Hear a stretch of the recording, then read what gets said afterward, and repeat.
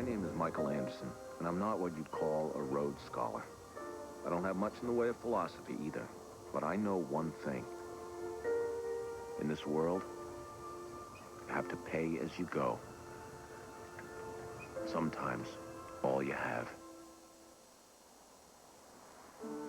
That's a lesson I thought I learned 9 years ago during what folks in these parts call the storm of the century.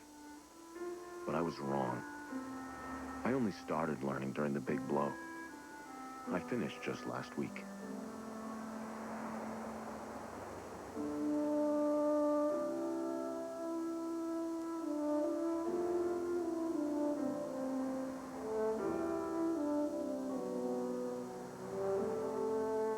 I grew up in Maine. But in a way, I never really lived in Maine. I think anyone from my part of the world would say the same.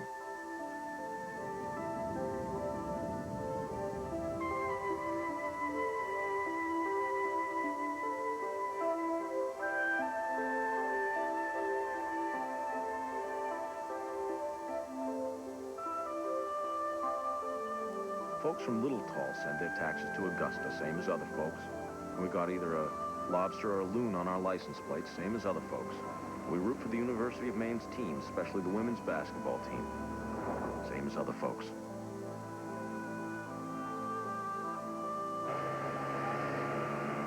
Hey, Sonny, you forgot one. One for the pot. Good luck. Better double it, Sonny. That weatherman says it's coming on. Seen them come in every winter. They howl in, they howl out. July always comes. Still, they say this one's going to be something special. But we ain't the same. Life out on the islands is different. We pull together when we have to. We'll get through her. Yeah, like always. When you mind the swell, you mind the boat. But with a Frenchman like you know, daggone. And we can keep a secret when we have to. We kept our share back in 1989. And the people who live there keep them still. I know. I stay in touch.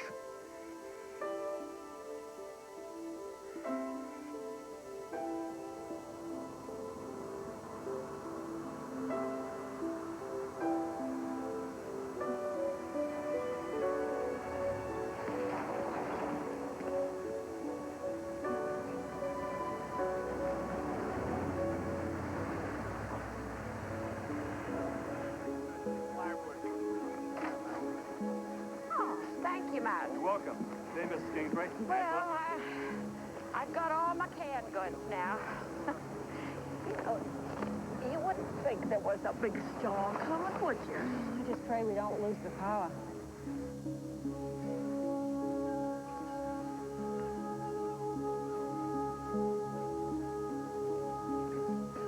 Radio says it's going to snow a bit. Easy, Ferg. Just to cap the snow. Trouble don't cross the reach. Ain't that why we live here? Yeah. Well, if we get in trouble, we're in trouble.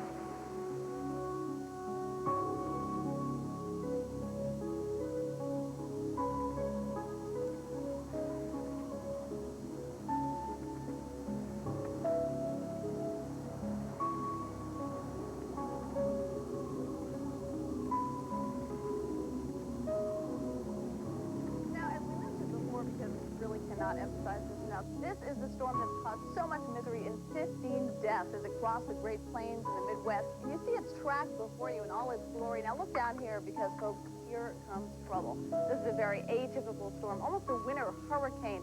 It's the sort of knuckle duster that paralyzed most of the East Coast and buried Boston back in 1976.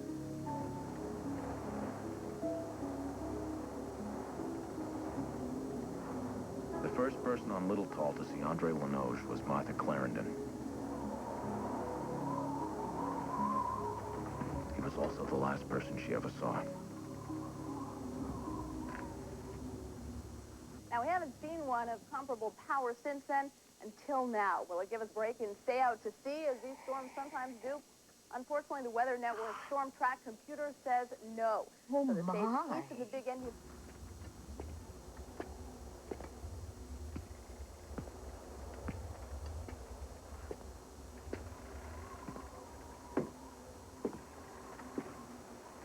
Now, northern New England, if none of this changes tonight, you are going to win the booby prize. Look at this.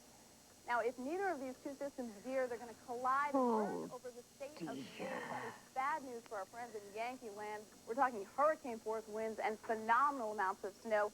To this, you can add region-wide blackouts. Now, no one wants to share dear. but folks in the New England area,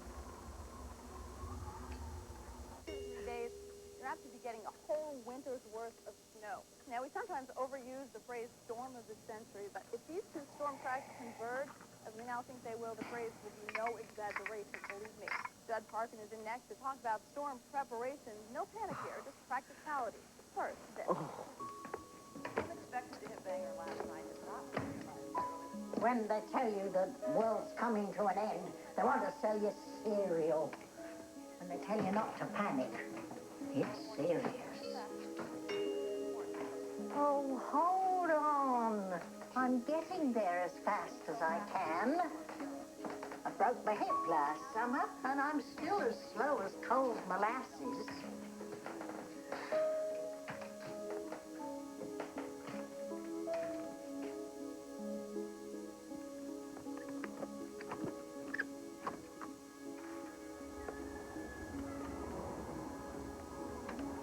Can I help you? Born in lust, turned to dust. I beg your pardon? Born in sin. Come on in.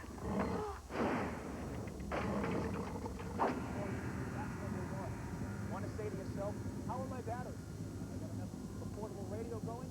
Possibly a small TV. If you have a generator, time to check your gasoline supplies, or your diesel, or your phone.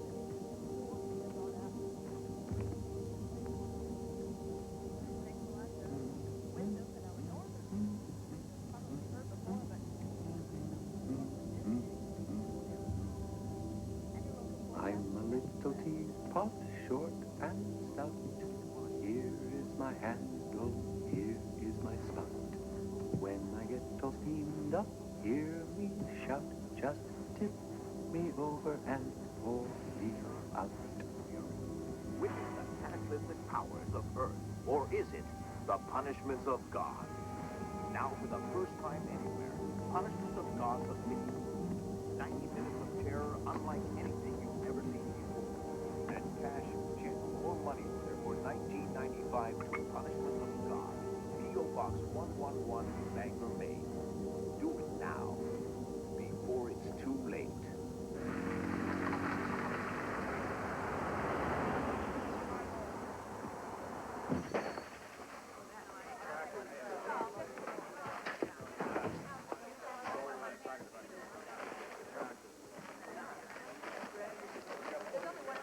Been like this all day. There you go, John. At this time, the storm is built with great concentration of snow in the coastal and in the central areas. Don't forget the bean supper next Wednesday week, Michael. I'm going to need every deacon I can lay my hands on. I'll be there. If we get to the next 3 days, that is. Well, I'm sure we will. God takes care of his own. Michael, I thought for sure you'd still have pork chops. There you go. Ground chops, too, dear. Don't you have any plain old hamburger, Michael Anderson? Yep. Right here. Okay, folks, listen. It's a storm. That's all. We've gotten through plenty of these before, and we'll get through plenty after. So everyone, hey, calm down. Stop acting like mainlanders. Oh. Oh, be smart, Mike Anderson. No, Miss St. Pierre, I won't be smart. Yeah? Hold on just a second. Mike, hey, Mike, you got a call. It's your wife. She says she's got a little problem down at the daycare center. Uh-oh. She hot under the collar? How do I know where she's hot? She's your wife. Hatch, want to take over for me? Sure, Mike. Hey, can I borrow your whipping chair? Go see about that, huh, Mike? Hey, Ma, what's up? I got a little problem here. Can you come? Well, I got a little problem of my own, hon. What's yours? Pippa's on her head.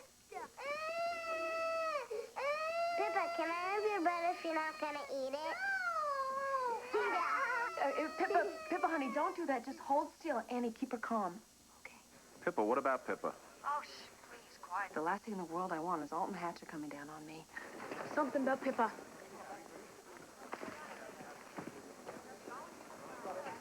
Oh, it's too late, babe. What's up? Pippa's got her head stuck in the stairs. It's not serious, I don't think. But I can't deal with the big storm and the crazed daddy all on the same day. If Hatch comes, you be with him? Yeah, all right. I'll be down. What about Pippa? She's got a little stuck-itis, I hear. Let's go see.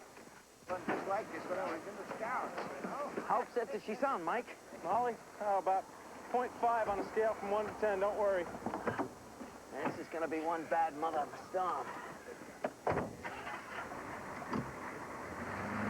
Mike and your daddy will be here in another minute, and Mike will get you out. I'm hungry. Can I feed her, Mrs. Anderson? I fed a monkey once at the Bangor Fair. I'm not a monkey, Harry. Look, you guys, I'm a monkey. Ooh, ooh, All right, you kids, stop it. Stop it right now. It's not nice. It's making Pippa sad. Dawn, you stop. It's mean.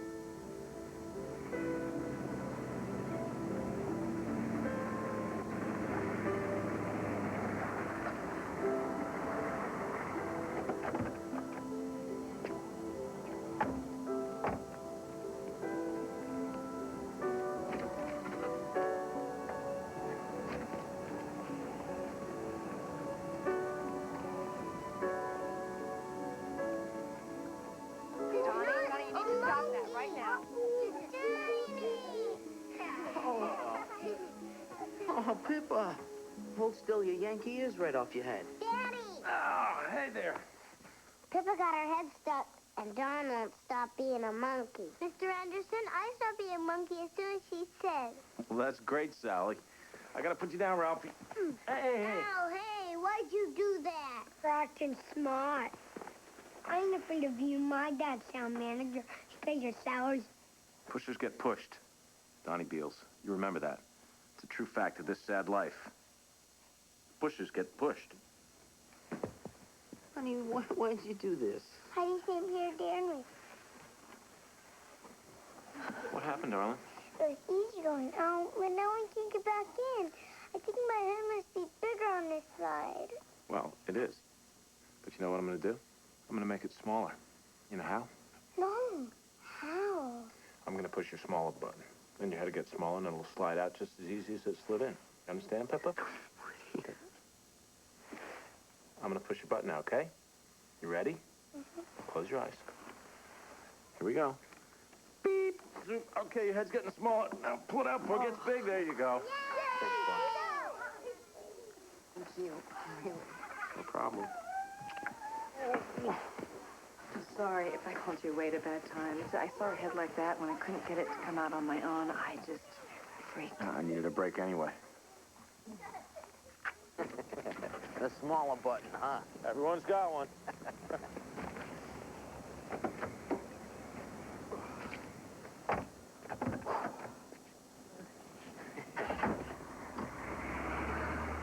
Davy Hopewell in transition. He avoids the press. Stockton tries to steal a ball, but he doesn't have a chance. It's Davy Hopewell at the top of the key. Clock running out. Davy Hopewell's the Celtics' only hope. He shakes, he bakes, he...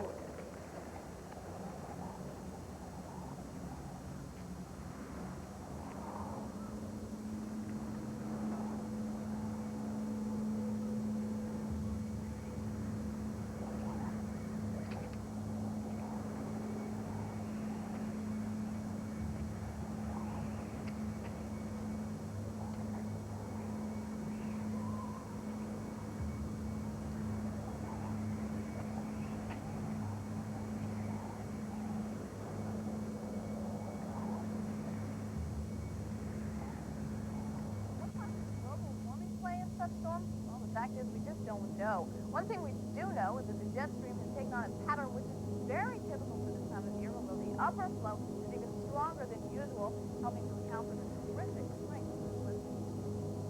Back to the web.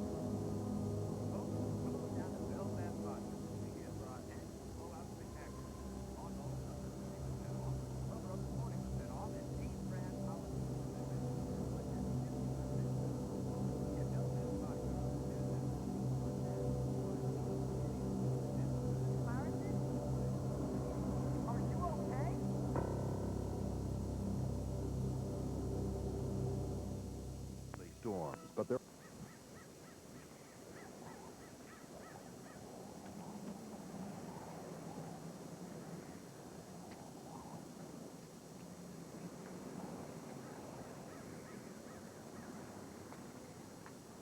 Clarendon?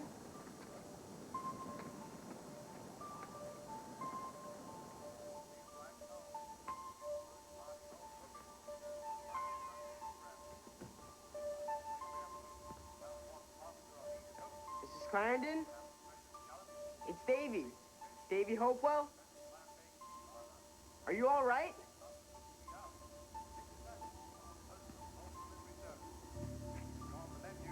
Hello? Anybody here?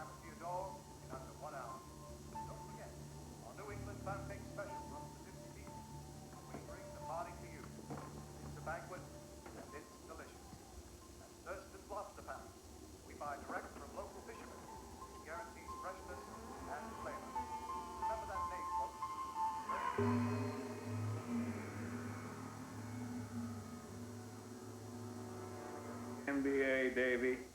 You'll never even play first string in high school. You're slow. You're a dwarf. Why don't you come on in here, Davy? I'll do you a favor. Save you a lot of grief. Help! Help! Help! Somebody kill Mrs. Clarendon! Help! Somebody help! Mrs. Clarendon's dead! Help!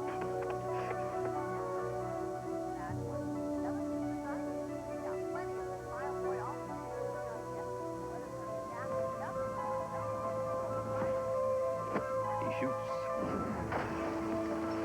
He scores. Help! Please! Help! Somebody help! Somebody please! Get help! Help, please!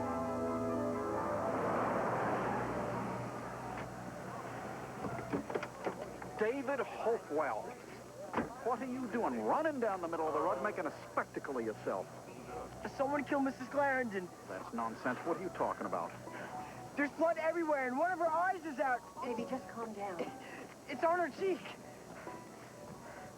Mrs. Kingsbury, you look after him. Give him a hot tea, or better yet, give him some whiskey if you have any. Are you going to tell Mike Anderson? Oh, not until I've had a look myself. First, there's more than one thing that a town manager can do, you know. If you want help, Robbie Beals. No, that won't be necessary, George. I'll be fine. Careful, Mr. Beals. I think the guy's still in the house.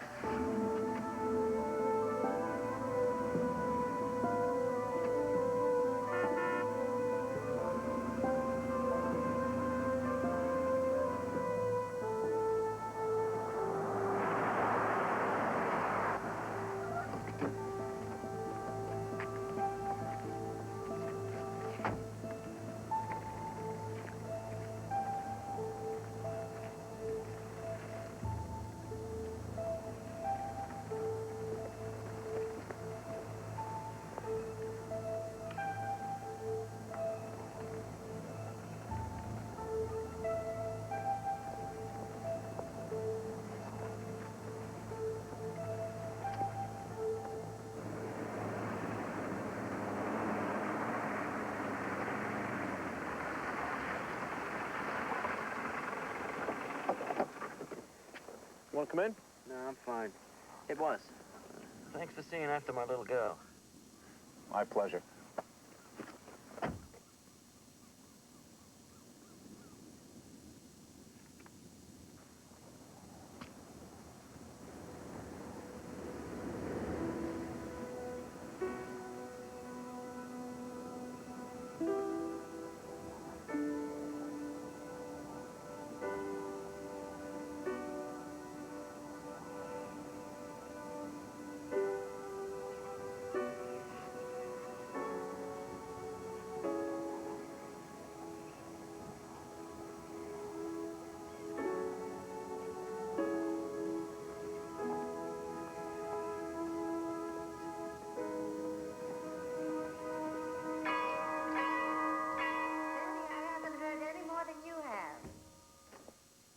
Not the memorial bell, not with the winds we're having. It'll be the siren comes to that. 2 shorts and 1 long, that's right. Mike Anderson, of course. Those are the decisions we pay him to make, aren't they, dear? All right, yeah, I'll say hello to Peter for you. Thanks for calling, Betty. Tough day, huh? Betty Soames seems to think we have access to some secret forecast. Some kind of Gene Dixon psychic weather forecast? I guess, yeah. Or has most people in town seen this stuff? If they're not blind, they've seen it. You need to relax, Mike Anderson. How's little Pippa Hatcher? Whoa, that was fast. No secrets on the island. She's fine. She got her head stuck in the stairs. Dad's outside in the car right now. He's doing his homework for the big blow of '89. Ain't that just like Alton and Melinda Hatcher's daughter? Perfect. People know this one's bad, Mike. If they hear the siren, they'll come. You needn't worry about that. Now, you came to look at the emergency shelter setup, didn't you? Thought it might not be a bad idea. We can handle 300 for 3 days, 150 for a week. If what I'm hearing on the radio's right, we may have to.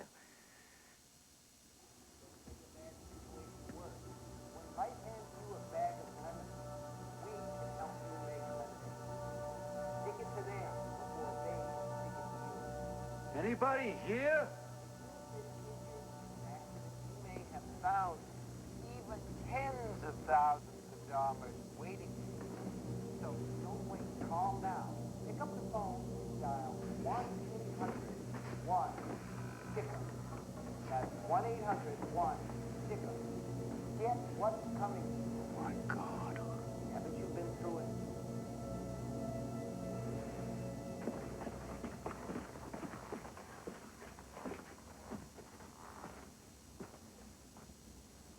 Good?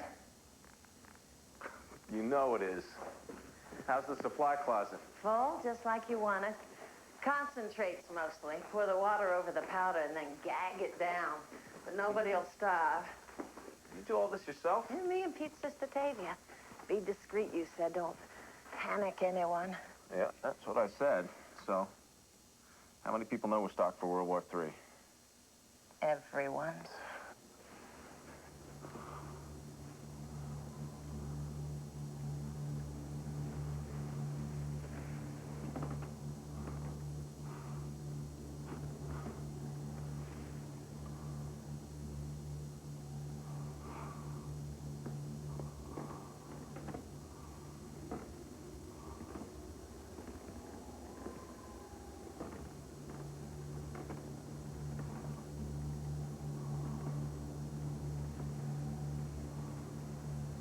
Who are you? Born in sin? Come on in. You were with a whore in Boston when your mother died in Machias. Ma was in that crappy old nursing home they tore down last fall. The one where they found the rats in the pantry, right? She choked to death calling your name. Isn't that sweet? But that's all right, Robbie. She's waiting for you in hell. And she's turned cannibal. When you get there, she's going to eat you alive over and over and over again. Because that's what hell is all about, Robbie. Repetition. I think in our hearts, most of us know that. Catch.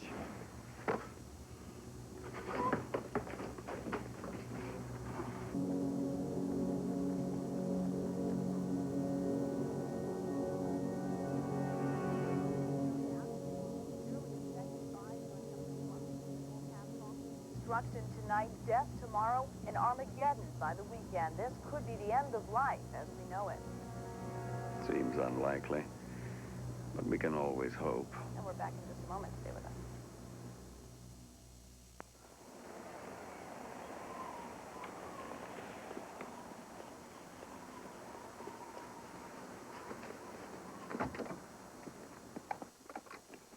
This is Robbie Beals for Constable Anderson. Come back.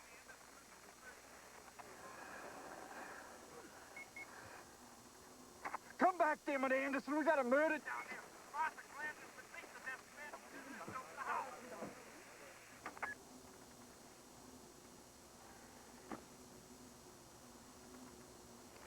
back, Anderson. Can you hear me?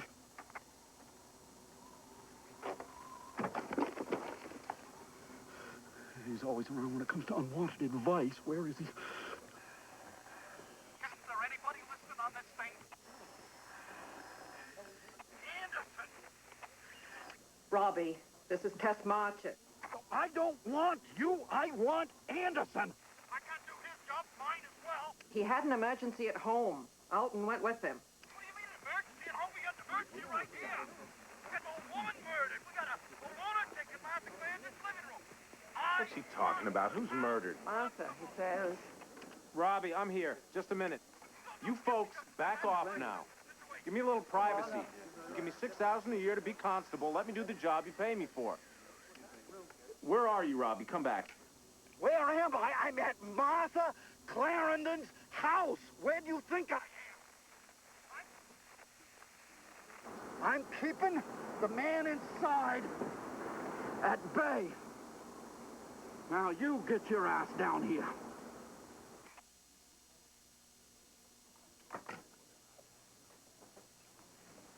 Let's take another ride, all right?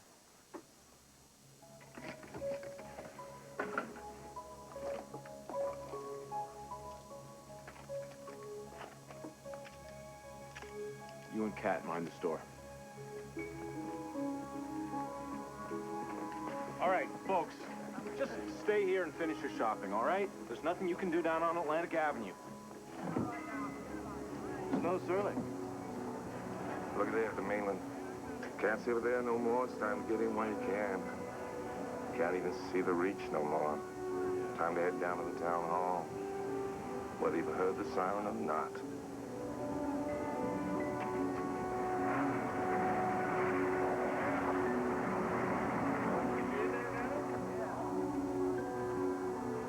The shotgun? Yeah, better have it. Just make sure that safety's on, Hatcher. Well, it's about time. Put that thing away. No such thing, Constable. You do your job, I'll do mine. Your job is real estate. Want to at least lower it, please? Come on, Robbie. It's in my face. I know it's loaded.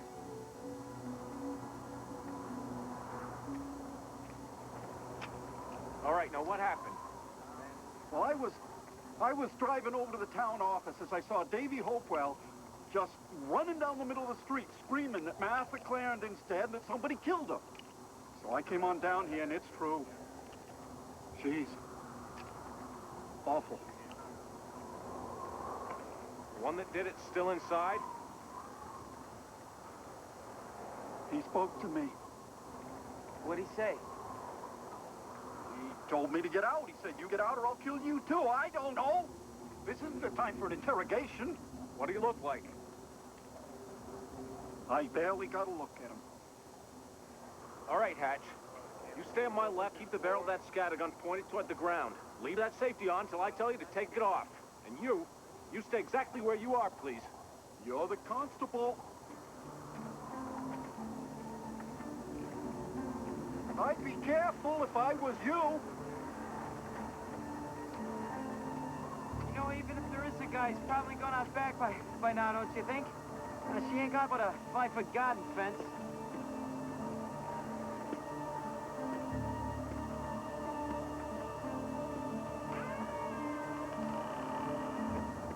Volcanic eruption. Order now while you still have time. Send cash, check, or money order for 1995 to Punishments of God Part 2.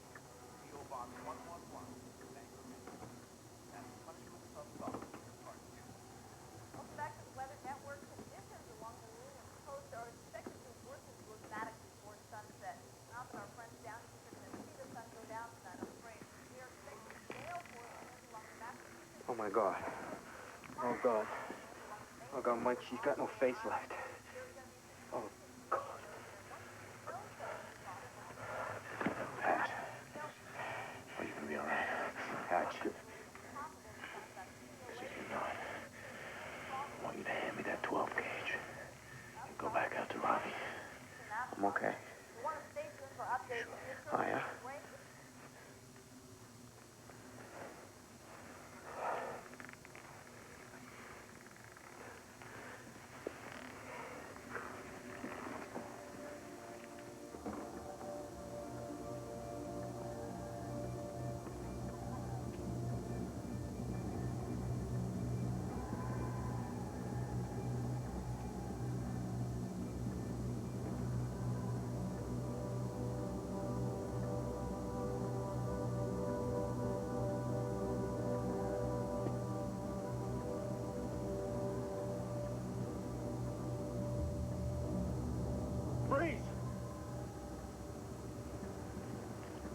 Raise your hands. Up over the chair. I want to see them clear as day. You got 2 guns pointed at you. One of them's a scatter.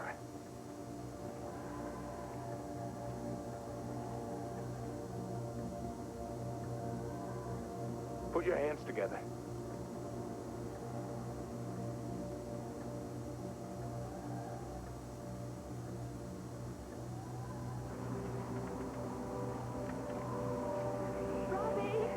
What happened to Master? Just stand back. This is under control.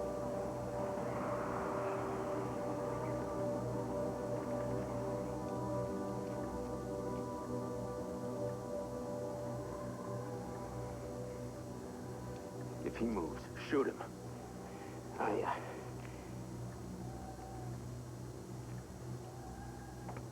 If he shoots, he'll get us both. That thing's still loaded with buckshot. Also, he's still got the safety on.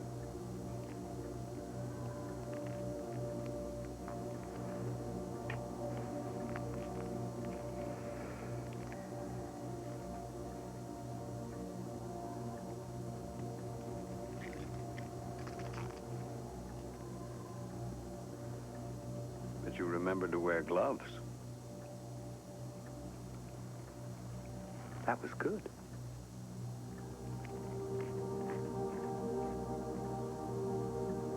On your feet.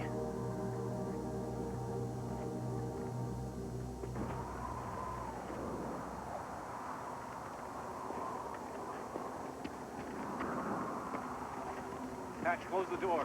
Is that wise? I mean, this being a crime scene and all, you think we should leave things the way they are? Leave the door open. The crime scene's gonna be under 6 feet of fresh powder. Now close the door. Hold on.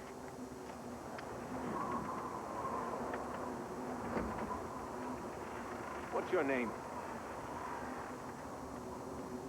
Andre Lenoge.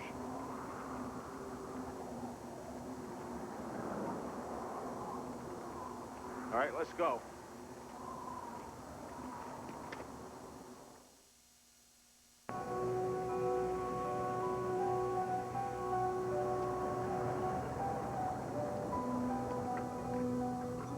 Pip, you sure you're all right?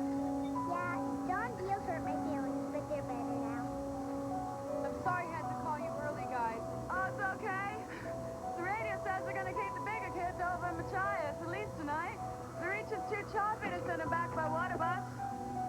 Mommy, I'm cold. Oh, of course, yeah. You warm up in the car. Are there more? No. Buster and Pip were the last. Pippa, you had quite an adventure today, didn't you? Yeah. Good to see you, Melinda. Take care. Bye. And thank you for being such a good helper today, Buster. Okay. Okay, we'll see you Monday. If the roads are open. Wave bye-bye, Buster. You drive safely, Angie. Bye-bye. Bye. Bye. Hello? There you are. I've been trying to reach you for almost 10 minutes. Well, I've mostly been out on the porch sending kids over to their parents. I sent them home early. What's up, Katrina?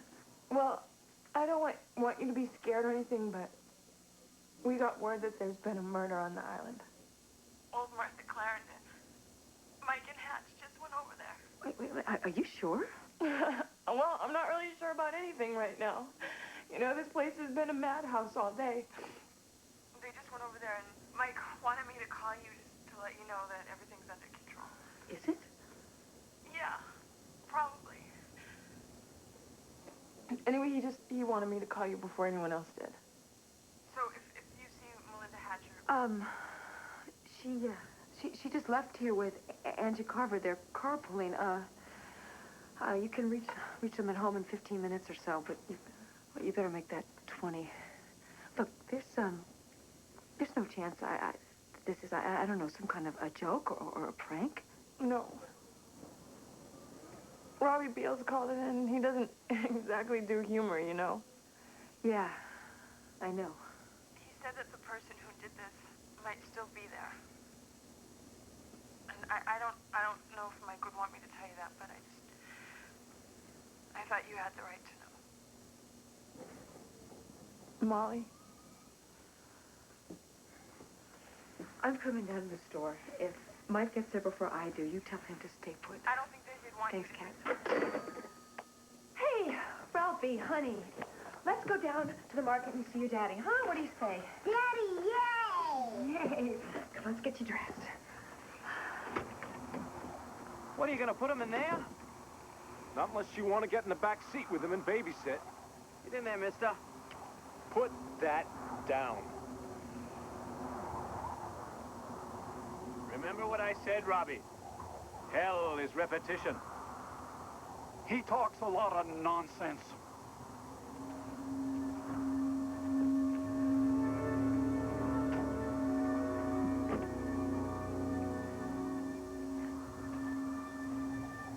I think he's crazy.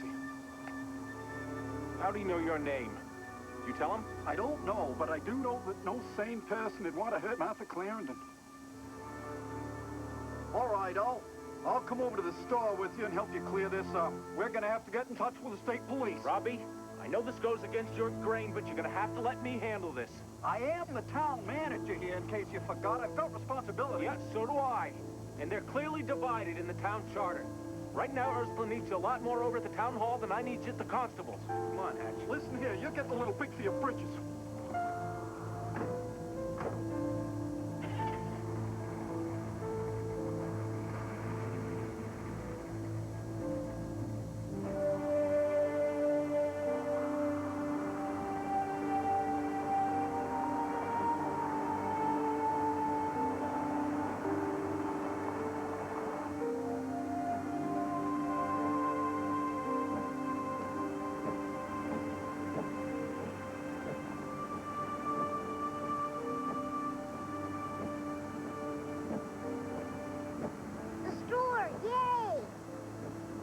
Yay is right.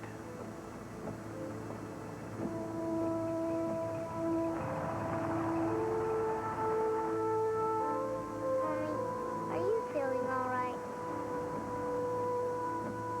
I'm fine, honey.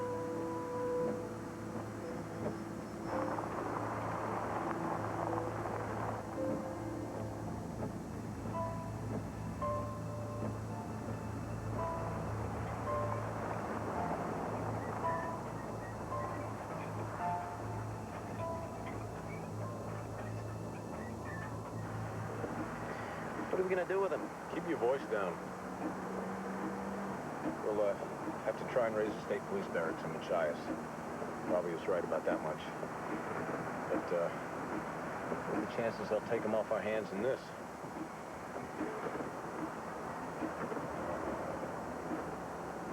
Hatch, when we were in the hall, I heard the TV on, did you? At first, yeah, the weather. Then the guy must have... Well, it was busted. Busted all the hell and gone. He didn't do it while we were in the hallway either. You bust a TV picture tube, it makes a sound like poof. You know, we would have heard it. Must have been the radio.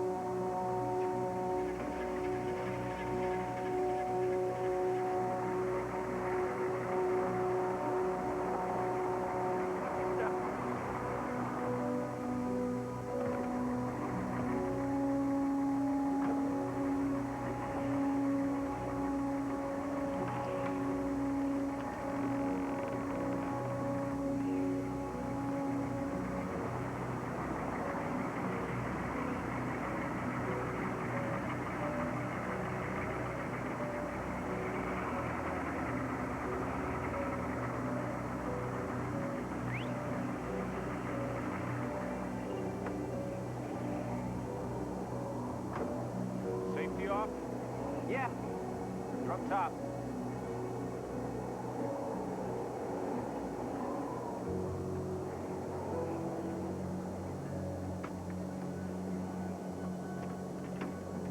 Step out.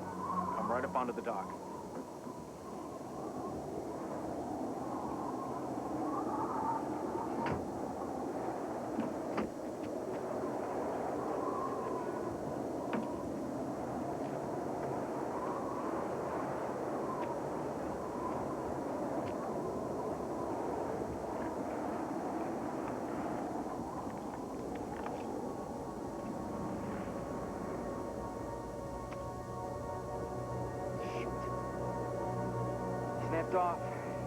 Must be the cold.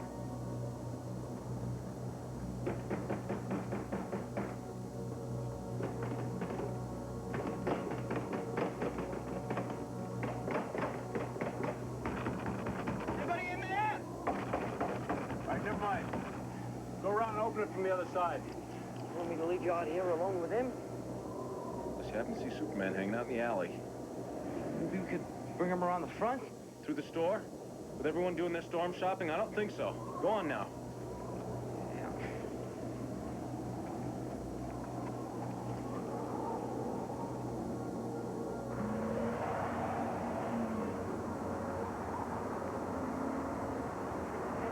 Right over here.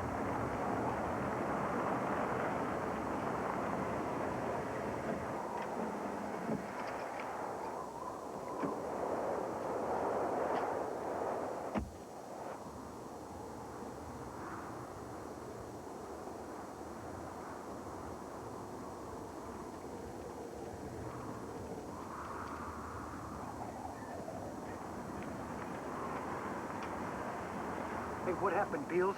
Is Martha really dead? She's dead, all right.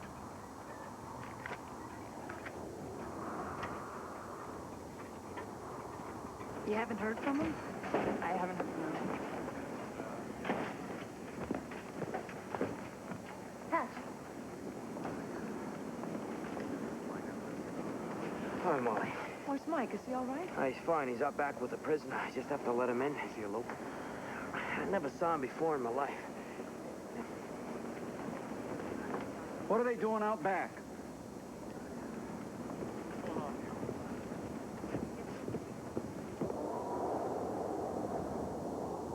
Give me what I want and I'll go away. What is it you want?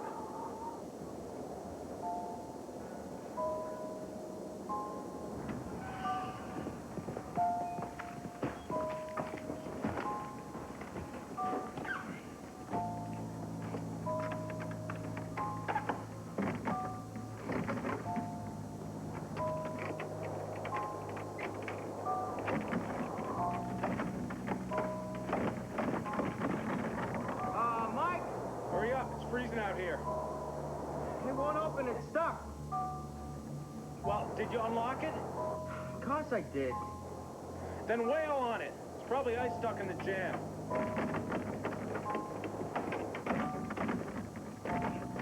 Yeah, let me.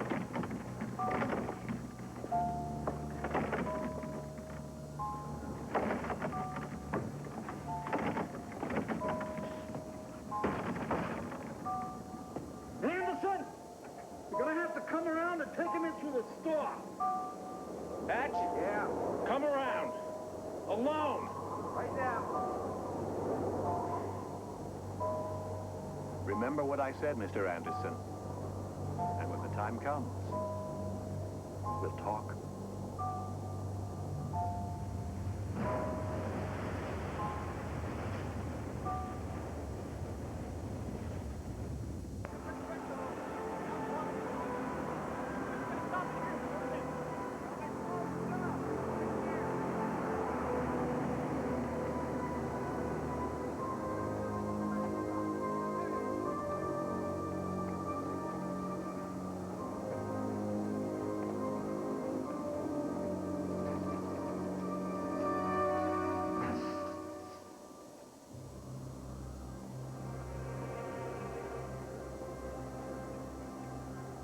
Go on.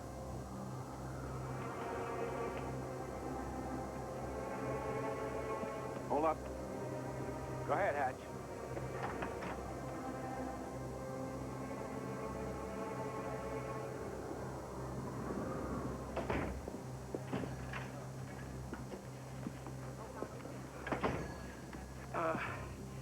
Mike wants you folks to move back on both sides. No one in aisle two.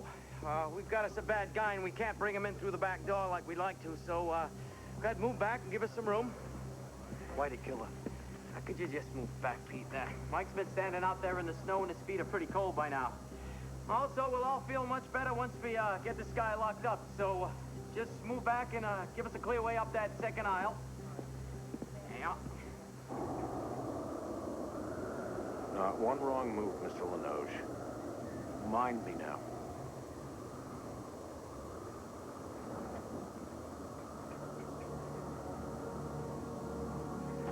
Mike?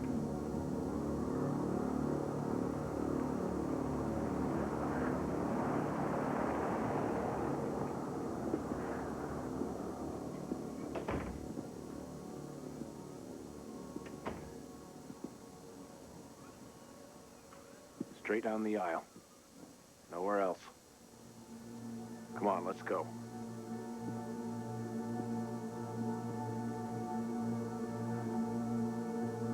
Peter Godso, my favorite seafood wholesaler, standing shoulder to shoulder with my favorite politician.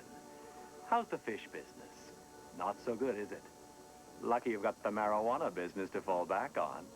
How many bales have you got wrapped up in the warehouse right now? 10? 20? 40? Better be sure you got it wrapped up good, Pete. There's going to be a hell of a storm surge tonight when the tide comes high. Come on, move. Cat Withers, you're looking well. And why not?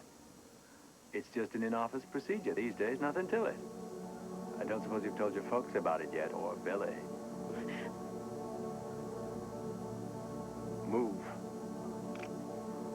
Or I'll move you. My advice would be go ahead. What's a little scrape between friends these days? Ralphie?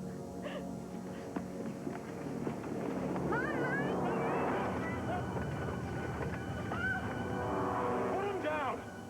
Or? I know you. You do? You're Ralph Emmerich Anderson, and I know something else. What? You've got a fairy saddle on your nose. That's what my daddy calls it. You bet. And speaking of your daddy, Why are you wearing those? Because I choose to. Go on. Go see your dad. Get him out of here! Help me, Mike. Get him out of here! Don't shoot him, Daddy. He knows about the fairy saddle. I'm not gonna shoot him. Not if he goes where he's supposed to. Hey, what do you know about Katrina? How do you know about Crazy? that? Get away from him. This man's a killer. Stay out of his way, Billy Soames. Stay out of mine, too. Also, clean yourself up. Really?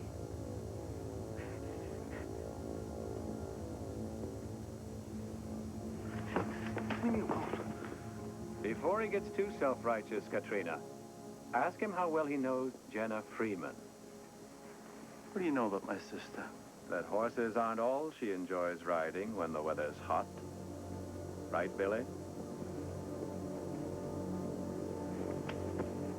Keep away from this man, all of you. I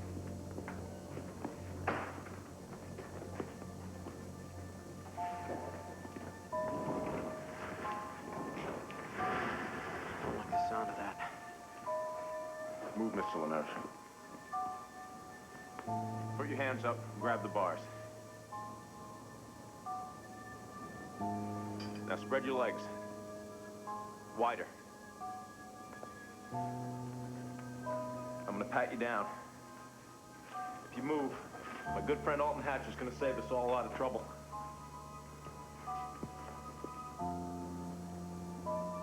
Don't even twitch, Mr. Lenoge. You put your filthy hands on my son. So don't you so much as twitch.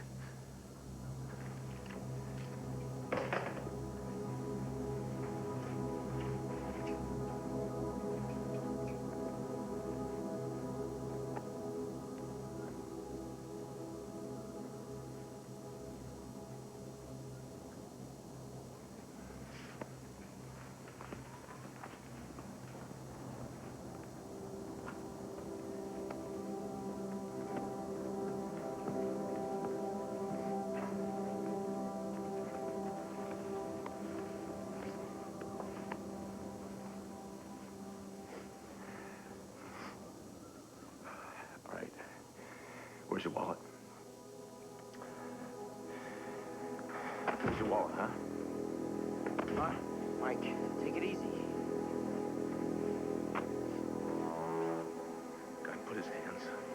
my son. Put his face right in my son's face. Kissed my son's nose. Don't you tell me to take it easy. Where's your wallet, sir? Where's your wallet? Mike. Where's your bank card? Mike. Where's your blood donor card? Where's your discount card from Value Mart? Mike. What did you call to get here? Huh? Answer me. Where's your wallet? Where's your wallet? Stop it. Stop it. Mike, what are you doing?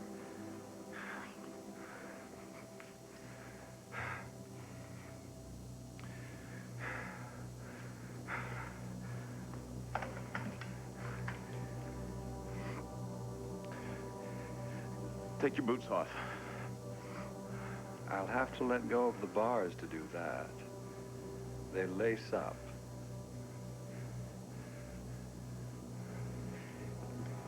If you move, you're never gonna have constipation problems again. Kick them off.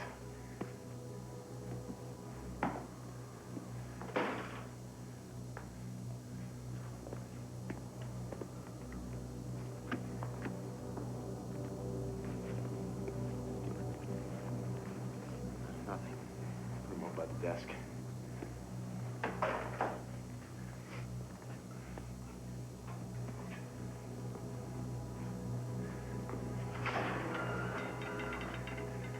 Step into the cell, Mr. Lenoche. You move slowly. Keep your hands where I can see them.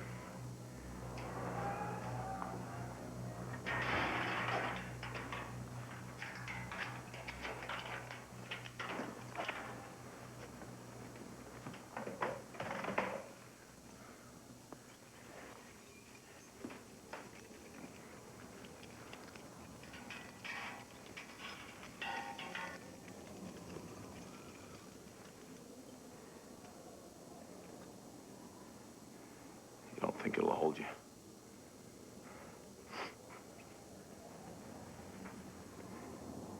It'll hold you.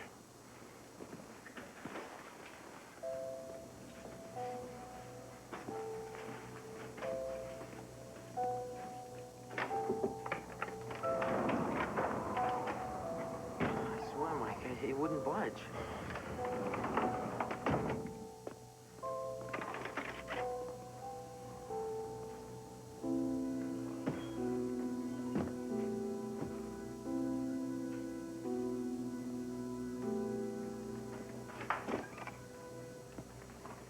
Don't touch that. Did you check to see if he has any identification on him? I want you out of here. I want to tell you something, Anderson. Your sense of humor is entirely not I don't funny. have the time or patience for this. Now, you get out or I'll throw you out. Come town meeting, we're maybe going to have a change in law enforcement on a little tall. Well, town meeting's in March. This is February. Now, get the hell out.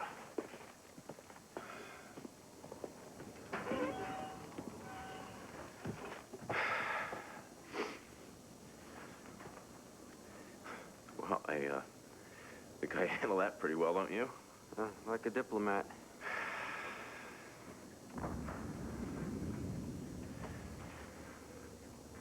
All right. I gotta go tell Molly. You gonna leave me alone in here with him? You try to raise the state police, Machias. And, you keep away from him. I should say you could count on that.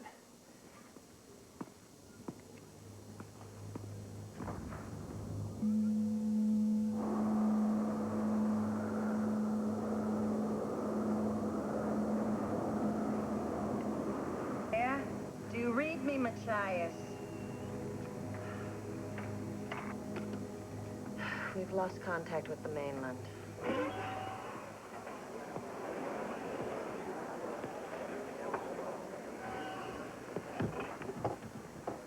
Peter Godzo. Peter. Mike? Mike, now what that fella said, it's the biggest crock of stuff I ever heard. Yeah.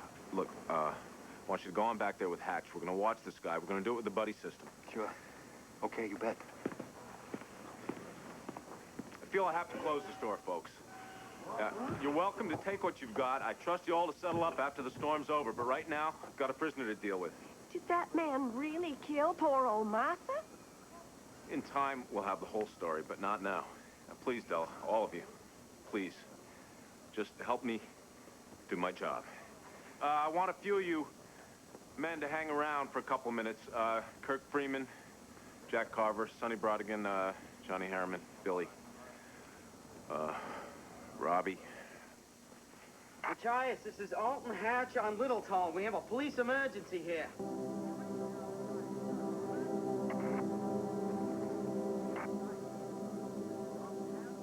190 a read. They don't. Lost your good antenna off the roof. Try the phone.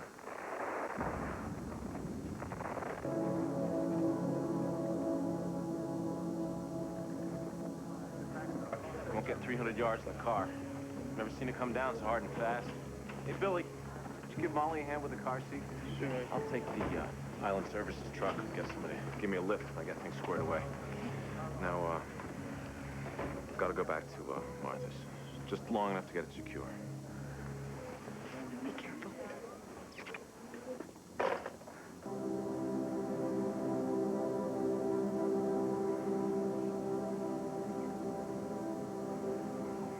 Really have a load of Panama Red out there behind your lobster traps, do you, Pete? Mommy, the island won't blow away, will it? No. No, honey, of course not.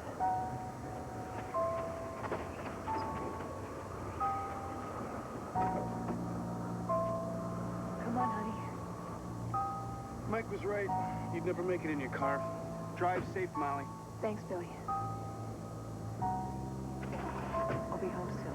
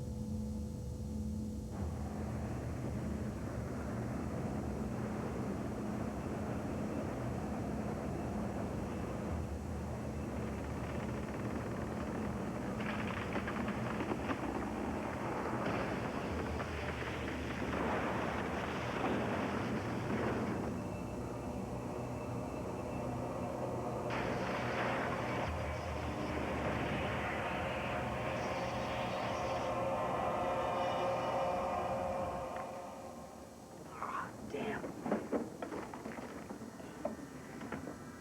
Hey, look at it. What? What?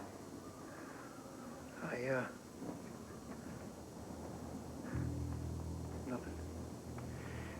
You've been smoking a little bit too much of what you've been selling there, Pete. Hey, shut up, Hatch. You don't talk about what you don't understand.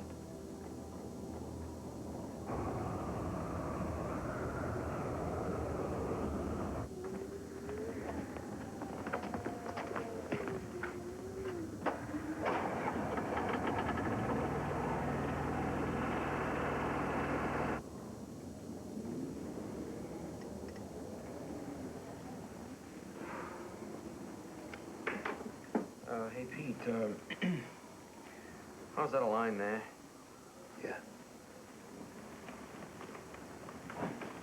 Way out.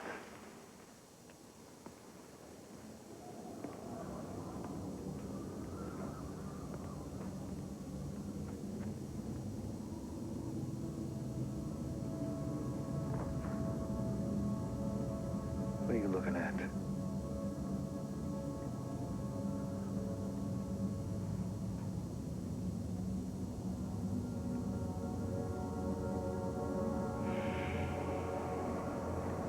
Gonna be all right? I can give you a lift home. It's the wrong direction. I'm only 6 houses down, as you well know. Don't baby me. Hey, come on, let's get the other one.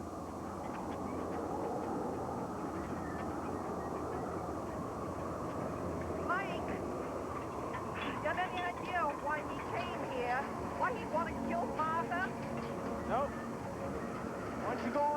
west. I'll lock up.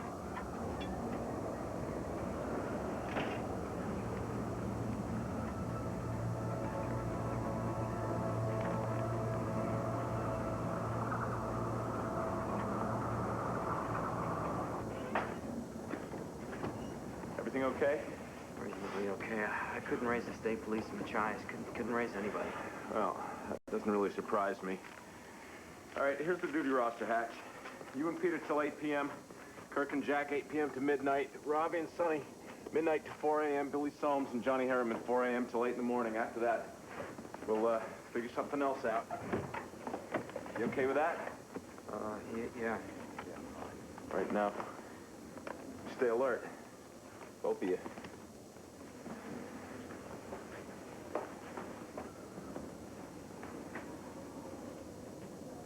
Later on, we're gonna have that talk you wanted, sir. Hey, Mike, what do we do with them if Ursula and Robbie blow the town whistle and bring everybody in?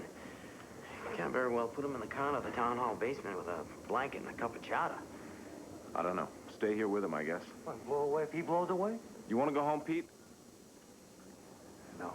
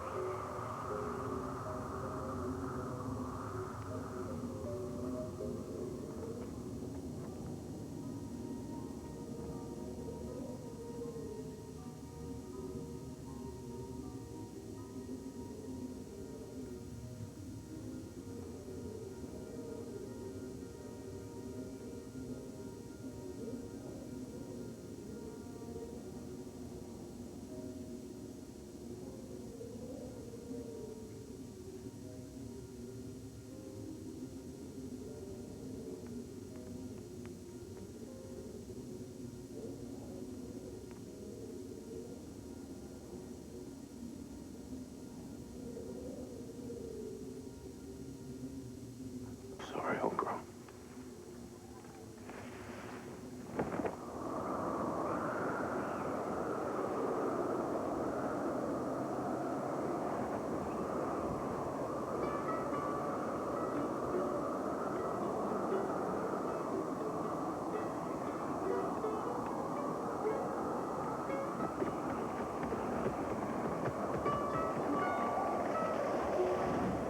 What was that?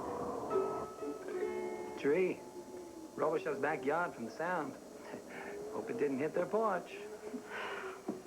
Jack, do you have to go back to the store today? Oh, yeah? Daddy's gonna guard the bad guy. Make sure he doesn't get away in a plane. That's right, big guy. It's a bad situation, Ann. Everybody's got to do their part. Besides, I'll be with Kirk. It's the buddy system. If you hear the whistle, you just take Buster and go. I'll go before then if you get nervous. Just bundle up, take the snowmobile. Are you sure? Oh, yeah. Fact is, the earlier you go, the better choice of beds you and Buster are apt to have. People are headed that ways already. I've seen the lights. Now, you be here or there when my watch is over. It don't matter. I'll find you.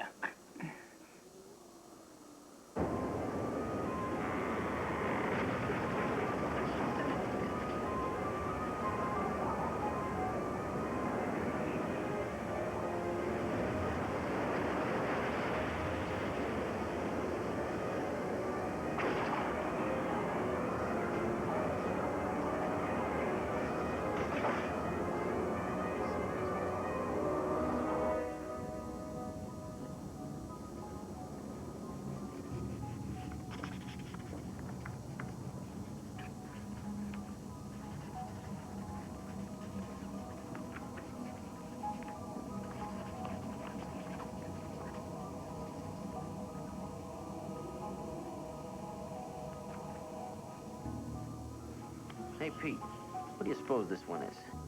Liz.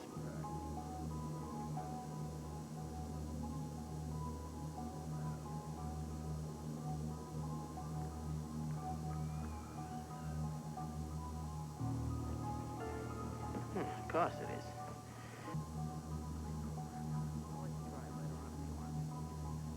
Sure.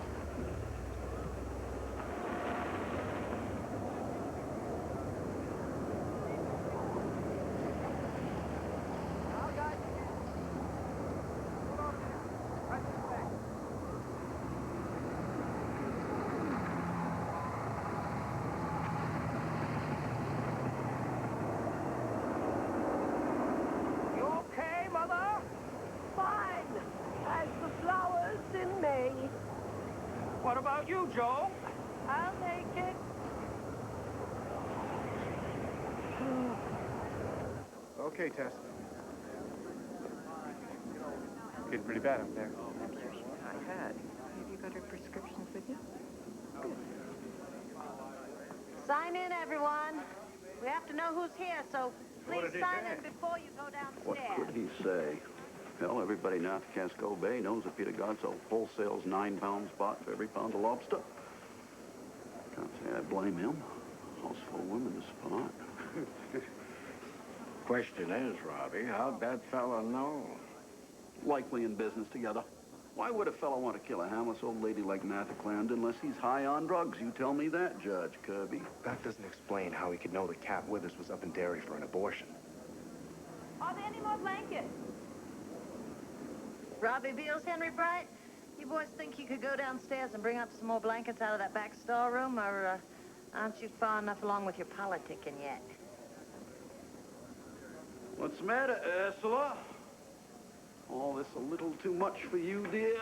Robbie, don't you think it's about time to blow the whistle and bring them in? Looks like enough of them have come in on their own. The rest can ride it out just fine. This is a bunch of foolishness as far as I'm concerned. Do you think our grandmothers and grandfathers got together at Town Hall when it stormed like a bunch of cave people scared of the lightning? No, they used the Methodist Church. I got a picture I could show you, Stormer 27. You can point out your granddad in it if you want. Looks like he's stirring a pot of soup. Nice to know there's at least one fella in your family knew how to pitch in. Come on, Robbie.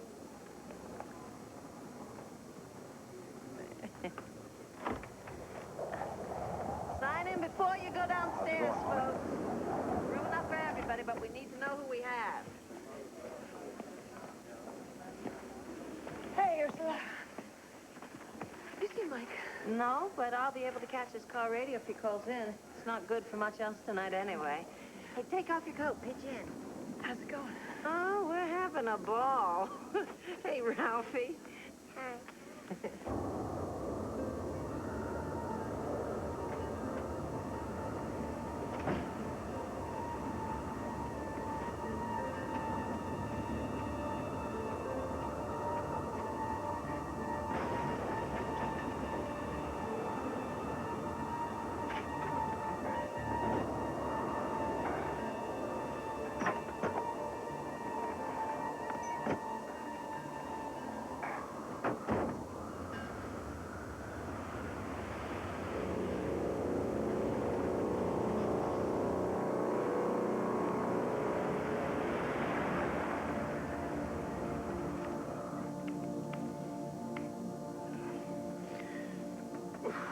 Gotta use the can. Yeah, want a cold drink or a coffee there, Pete? Peter? That's to Peter. What? I asked if you wanted a soda or a coffee. Oh, no. Thanks, though. You all right? Yeah, I was battling down from the storm all day. I guess I'm almost asleep with my eyes open. Sorry. Oh, hang in there. Jack Cobb and Kirk Freeman should be around in about 20 minutes or so. Yep.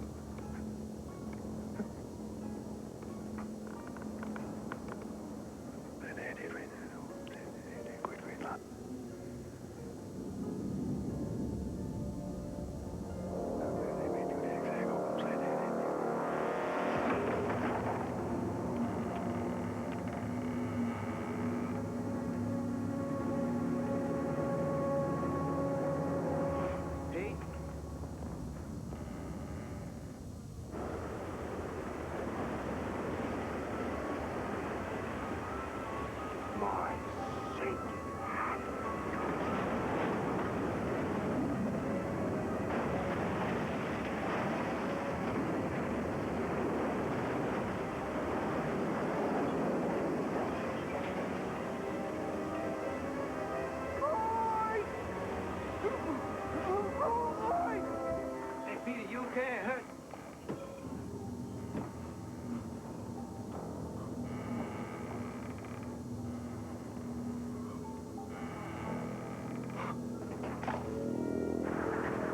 Lloyd, where the hell are you? Did you go to sleep, Lloyd?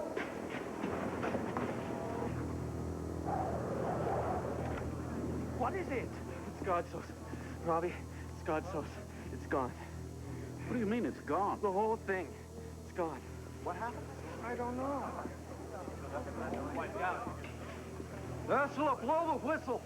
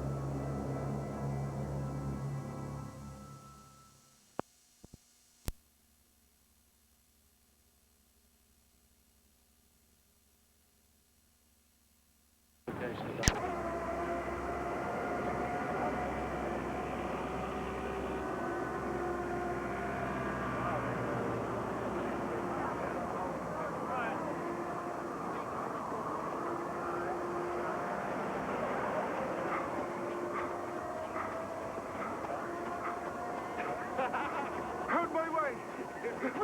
Say, word! Where's the fire?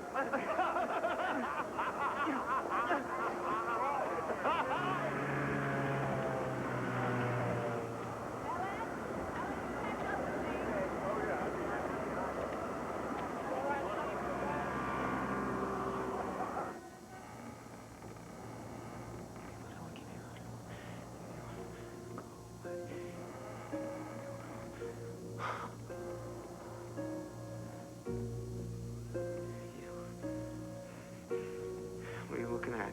Did you make him do that somehow? Did you make him write that note? Hang himself? Did you?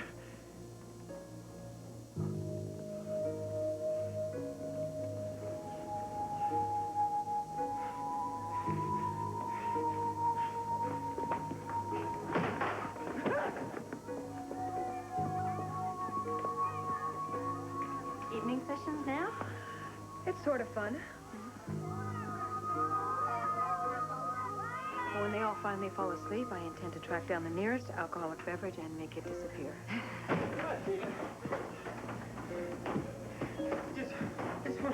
Just went out to use the can, and the kid gave us a fresh cup of coffee. He was fine back then. Oh, God. He was looking at him like a snake looking at a bird. What did you do to him?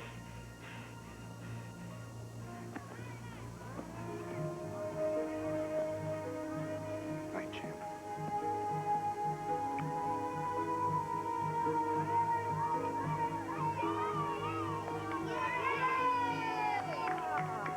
Very good, Pippa. Do you want to see?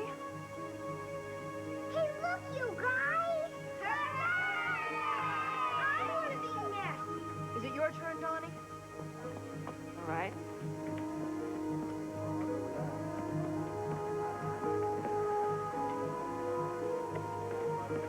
Donnie? Want one of these? Yeah. Lloyd Wishman's dead! He's dead! Lloyd, where's my Anderson? Lloyd killed himself. He chopped his face right in two with an axe. God, he's off with his blood everywhere. Where's Mike? Patch, help me get him down. I don't know if I can do that. You can. Let me out and I'll help you, Michael Anderson. Okay.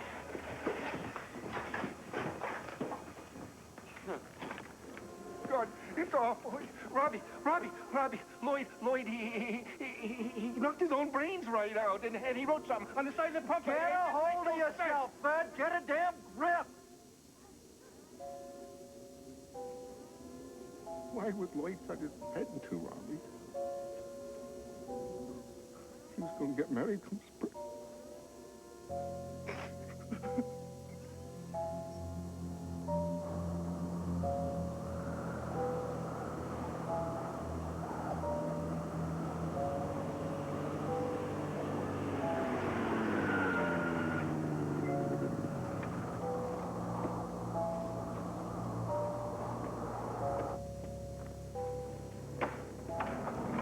Right on time, by God.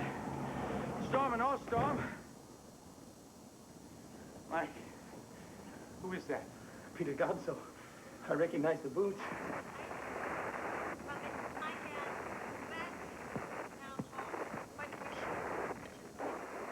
Ursula, say again. Say again, please, and go slow. The antenna snapped off. I can barely pick you up. Now, what's your emergency? Over?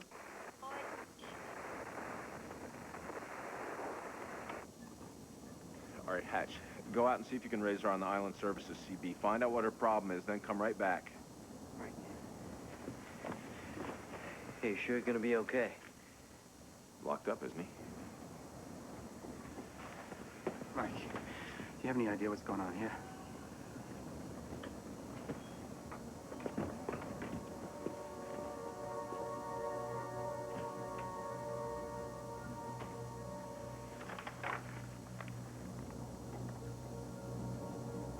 What in God's name is happening?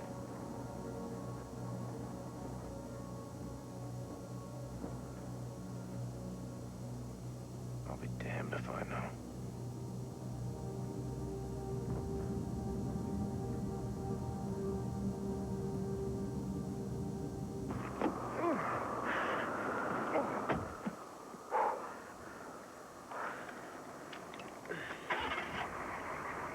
Mike, are you there? Can't you get him? Wind's knocked the damned antennas over. This is Hatch. Do you read me? Come back. I'm here. I read you. Are you getting me, Alton Hatcher? You're breaking up some, but it's better than it was before. What's the problem? Fred Andrews says Lloyd Wishman has killed himself over at the firehouse.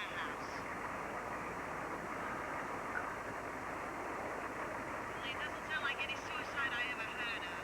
Fred says Lloyd cut his own head open with an axe. And now Robbie Beals and Henry Bright have gone over there to investigate, Robbie says. Oh, God, what? And you let them go there? Come back.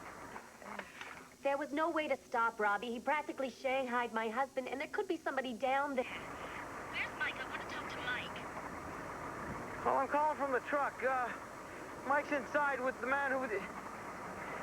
Well, with the prisoner. Well, you just have to send him down there. Well, we've got a little bit of a situation over here. Is Mike all right? Hatch, you come back and you tell me. He's fine, Mom. That's a big 10-4. I've got to go. I'll pass on the message. This is Island Service. Out.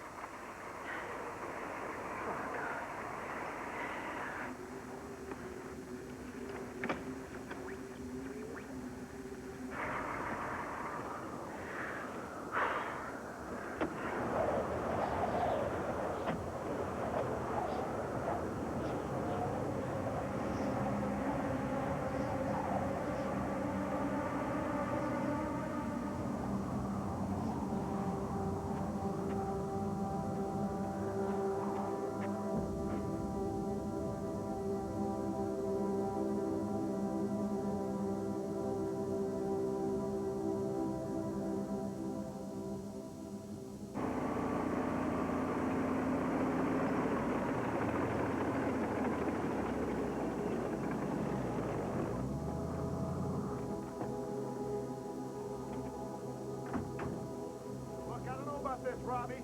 What, you want to wait for Anderson on a night like this? Somebody's got to take charge, and we happen to be the ones on the scene now. Come on.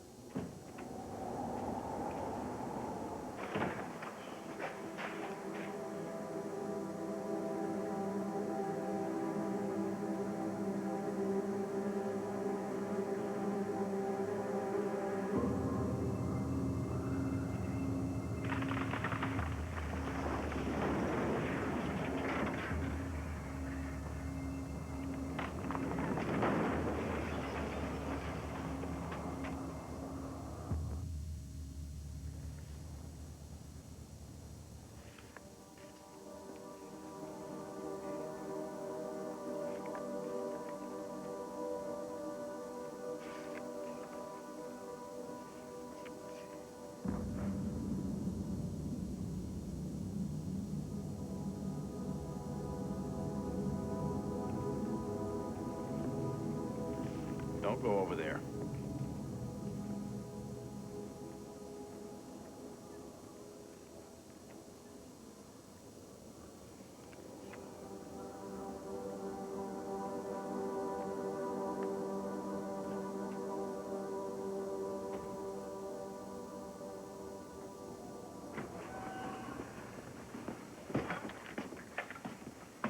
Ursula said Lloyd Wishman's dead over at the firehouse.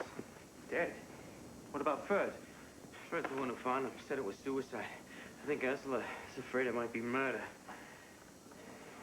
Mike, Robbie Beals took Henry Bright over there to investigate, I guess. Road's still passable, what do you think? On a four-wheel drive, yeah. Probably till midnight after that. All right, take Kirk, go on over to the fire station. Keep your eyes open, be careful. Find Robbie and Henry. Lock the place up and bring them back here. Yeah. We can keep an eye on our new pal while you do that, can't we, Jack? I don't know if that's such a good idea. Yeah, well, maybe not, but right now it's the only idea. Sorry, but that's the way it is. Okay.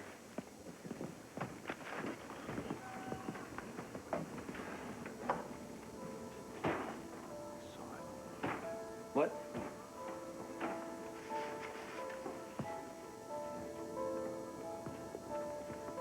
Oh, you said to stay away. If he grabs me, why don't you shoot him? There's a gun right there on the desk.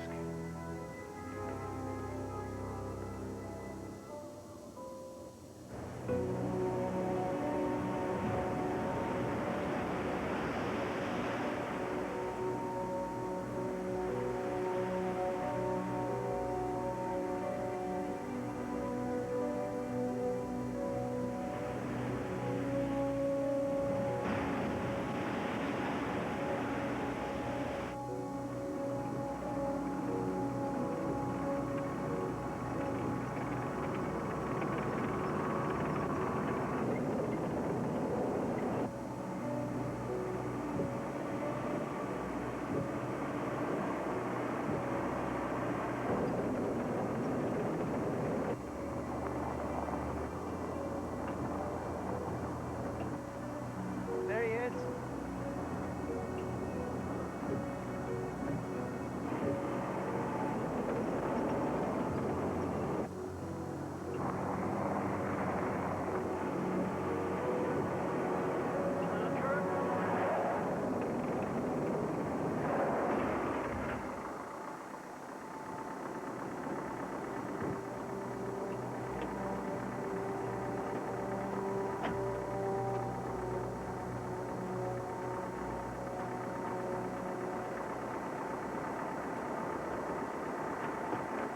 Get out of the way, Hatcher. If you want to talk, follow us back to town hall. Mike sent me. He wants you down at the constable's. Henry, you too. No, we've got wives and children waiting for us at town hall. If Michael and Anderson wants either of us to take a watch later, fine. But right now... Wishman's dead. And there's something written on the side of one of the fire trucks. If it's a suicide note, it's the weirdest one I ever heard of. Come on, let's get going. This is no place for discussion. I agree. Let's have our discussion at the town hall, where we don't have to scream our heads off. Peter Godso's dead. Peter Godso? Yeah, hung himself. He also left a weird suicide note.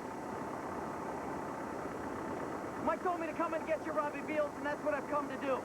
Now you come on back and follow us to the stop. I don't want to hear any more sass about it. Peter Godso, my God in heaven, why? I don't know, but Ursula doesn't know anything about it. We haven't been able to get through.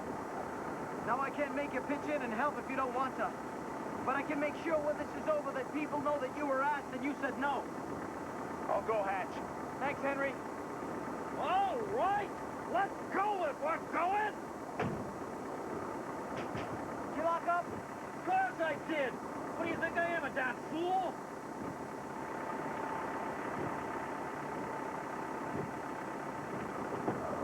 Hatch? Huh? Can you raise the town hall to CB? Tell Carl and Sandy we're okay? I'll try it again.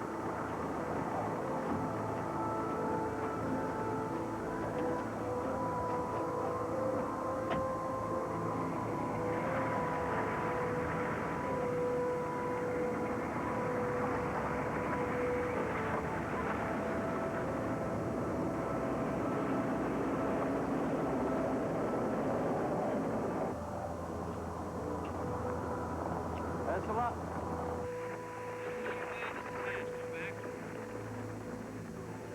Hey, everyone, just back off, give Ursula a little space here. If we hear anything, we'll let you know.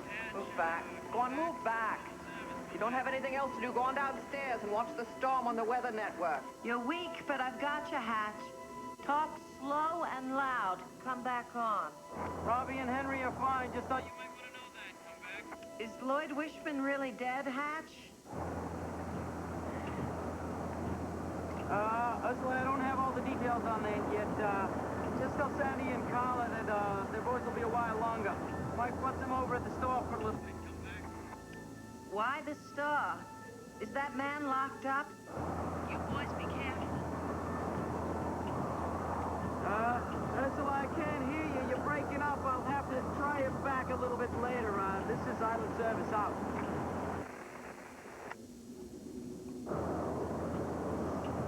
Hell, I don't know what to tell her. Let Mike tell her. That's his job. That's what they pay him for. Yeah. Where's your cane? You had a cane. I know you do. Where is it? Sir, how did you get to Little Tall Island?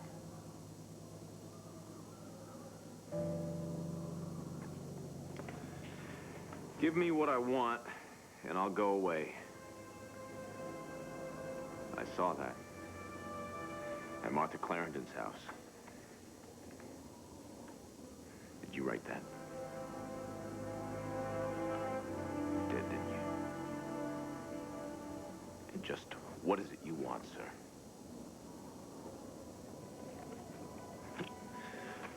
Andre Lanoge. I take it you're French. Got a lot of people of French descent on the island.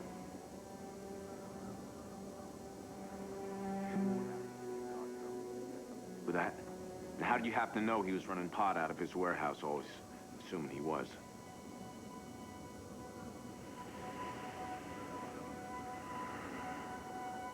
I know a lot, Constable. I know, for instance, that when you were at the University of Maine and in danger of losing your scholarship over a D in chemistry during your sophomore year, you cheated on the midterm exam.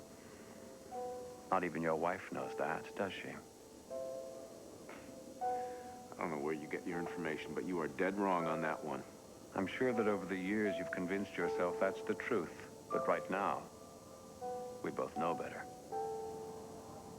You ought to tell Ralphie sometime. It would make a nice bedtime story, I think. How Daddy got through college. You never cheated on an exam in college, did you, Jack? Never went to college. Nobody bothers you for pulling D's in high school.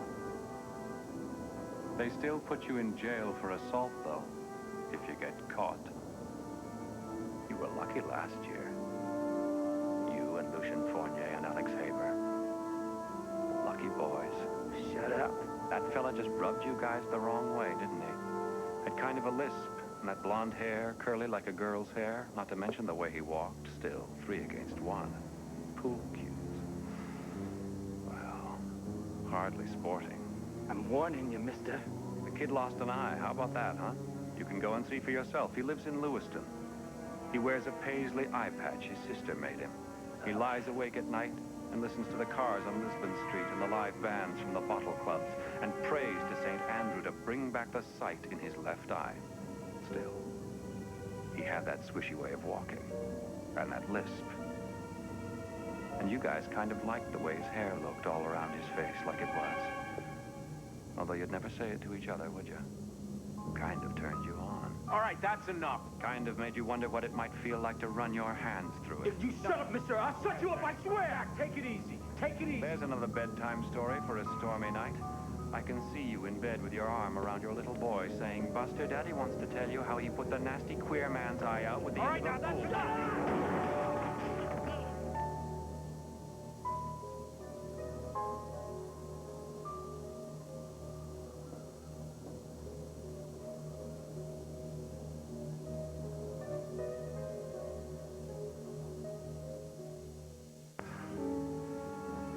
Barely clipped the skin. It's lucky. 6 inches to the left, I'm dead. He's laughing.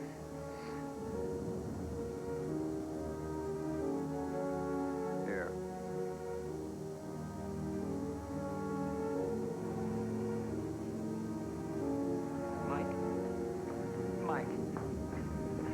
Mike, no.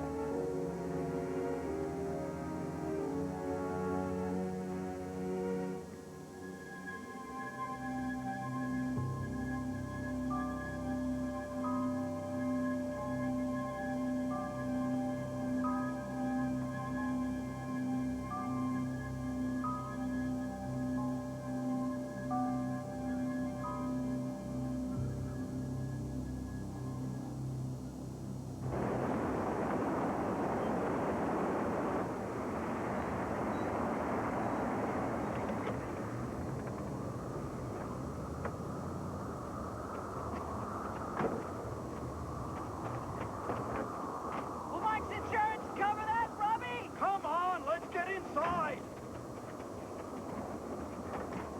Mike, I'm really sorry. That's Hatch. Mike, about what that guy said. It's all right. We dragged him over, Mike.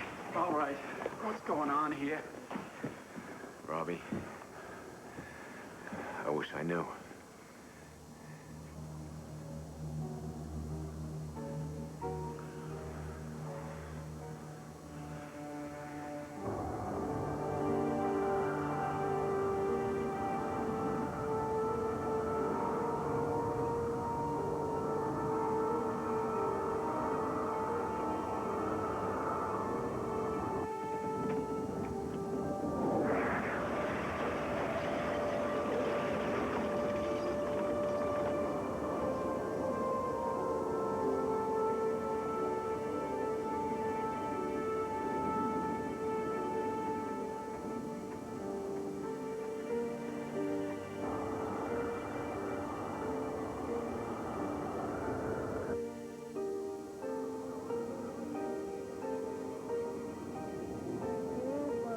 Will we?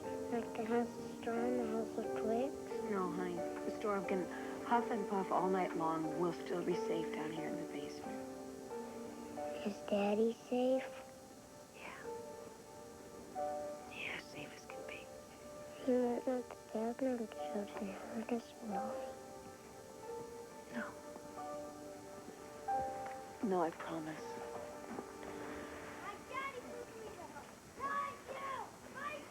Good night, sweetie. Wait! Me! Hello! Please. Stop it! Wait! Come me! on. Hello! Honey. Donnie, come back here. Hey, he's just a little scratchy. My daddy puts me to bed, not you! Donnie. My daddy, not you! Hey. I want you to go upstairs right now, and you wait for your daddy.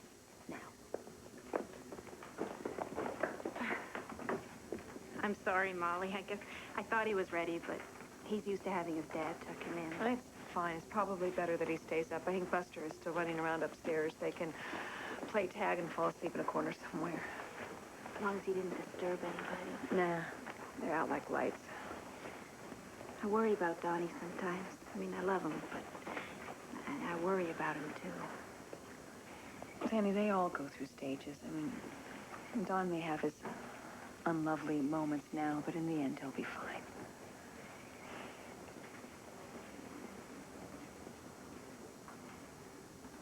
I'm going to leave Robbie in the spring. I'm going to take Donnie and go back to my folks on Deer Isle.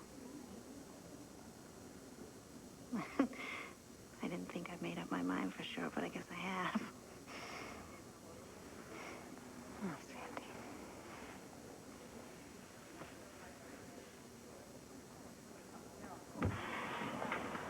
Going to help Billy?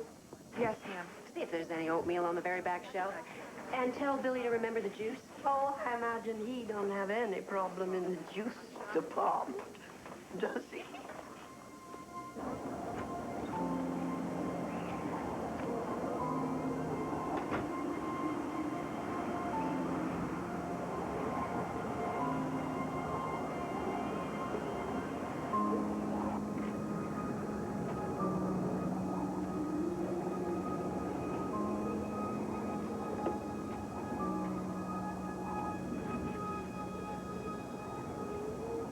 Billy, can I talk to you?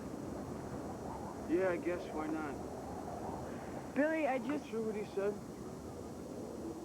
Let's talk about that. Did you go up dairy, have an abortion?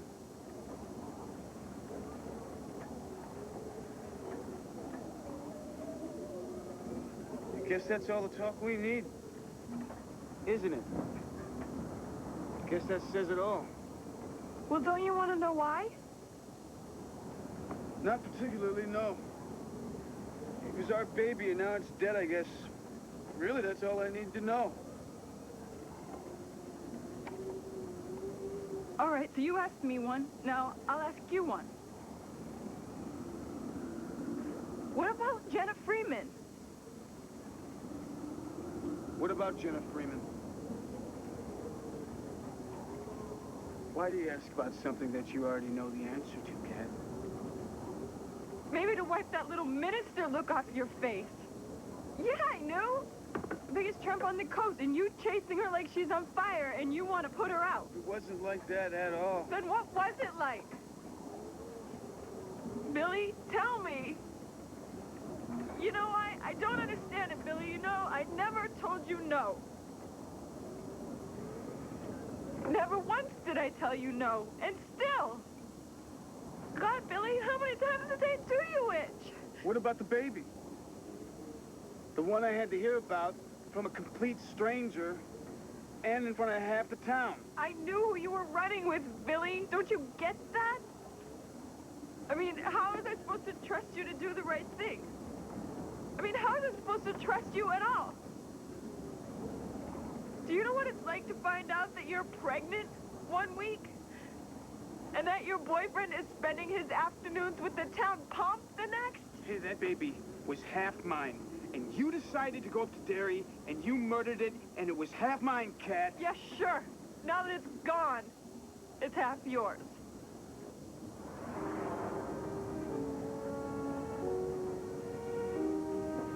Come back, Charles. Come back. Mike. What is that supposed to mean? It means that I'm not stupid. I mean, I know what you would have thought if I had come to you while you're still chasing after Jenna.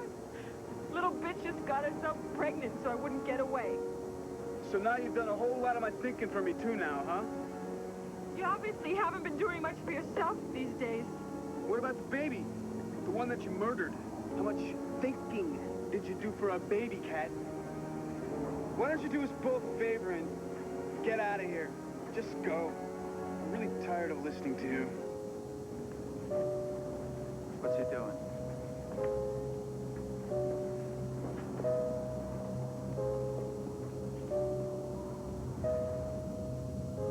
Oh, you know what? Dear God, you're unfaithful and that's bad. But you're a coward and that's worse. Too chicken to own up to the part of this that belongs to you. You know, I came in here because I thought that maybe I could save us. But there's nothing to save. You're just a stupid kid after all.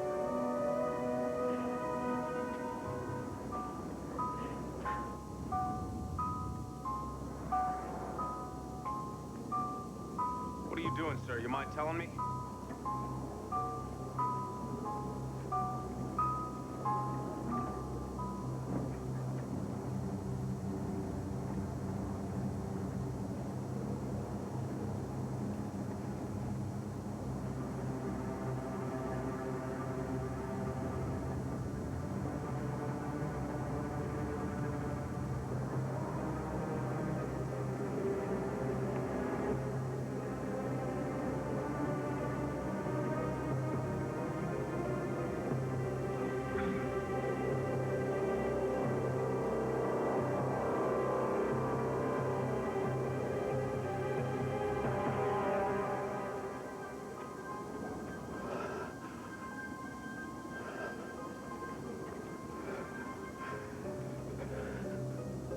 She's right. You are a coward. Lord. What the hell are you doing? Shut up! By the step. By the step. By the back step.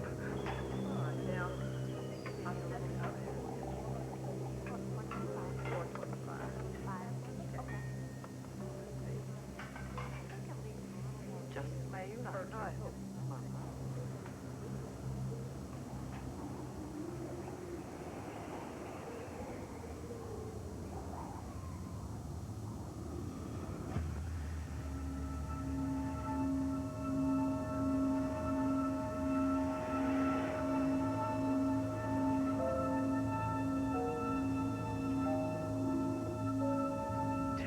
Stop it, Lanoge!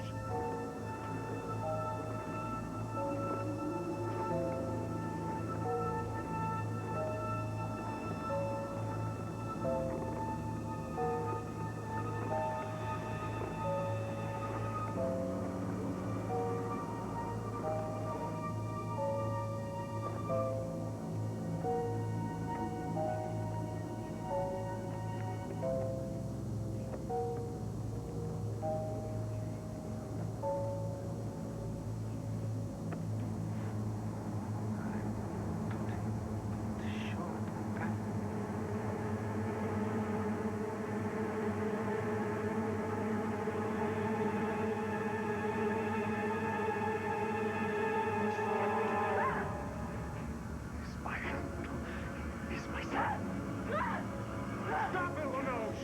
Now, hear me, stop!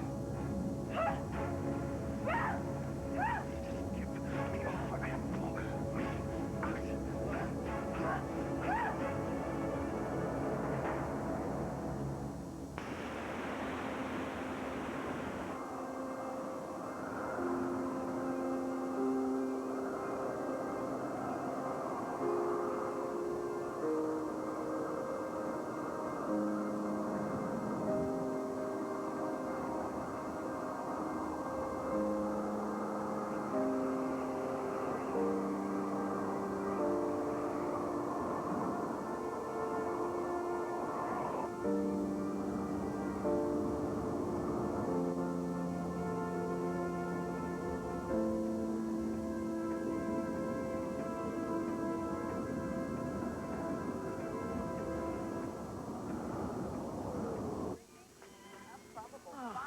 Do you want them back? They were slipping off. No, thanks, Annie. You can keep them.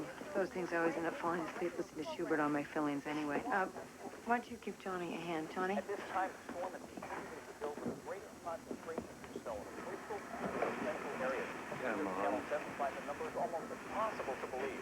But Machia is already reporting a fresh 1.5. This is without the drift factor, remember, and zero visibility. No traffic's on the roads. What roads, right?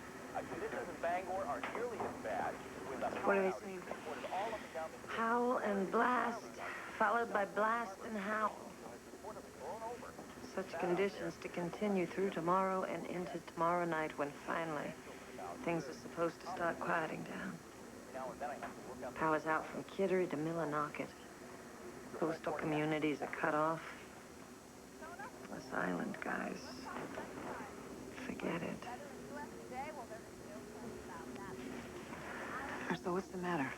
I don't know. I just got a feeling. Really bad one. Yeah, who doesn't?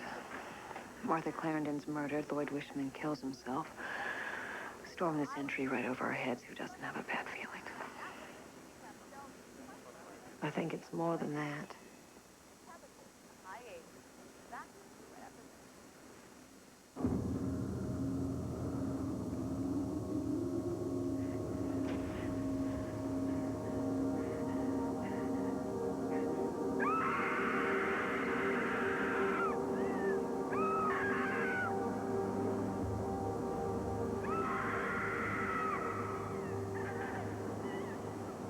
Did you hear something? Just the wind. It sounded like a scream. That's what the wind sounds like tonight, dear. Kat didn't come back, did she? No, not this way. I imagine they had things to discuss, Joanna. My mother always used to say, peep not at a keyhole, lest you be vexed. It sounded like a scream. Oh, God, I find that ridiculous. Mother, shut up!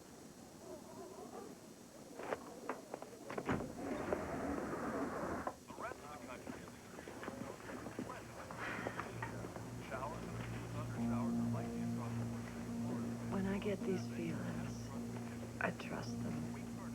Over the years, I've learned to trust them. Molly, I think something's happened to Peter. Why? Has someone come back from the store? Has Mike... Nobody's come in from that end of town since 8 o'clock. But Mike's all right. There's nothing psychic about that part of it.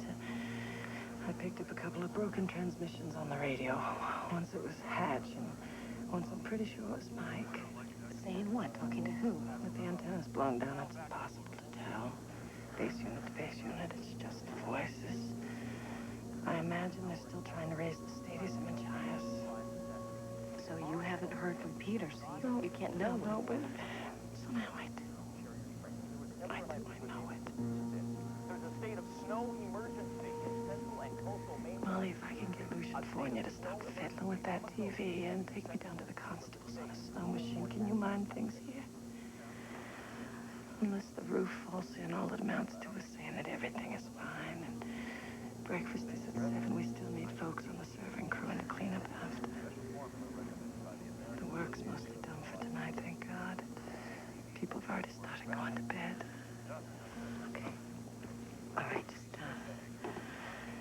do me a favor. Give a message to Mike. Tell him to set a guard. There are plenty of men who have nothing to do tonight. Have him set a guard and get back here. Tell him his wife wants to see him. I'll give him that message. I will. Right.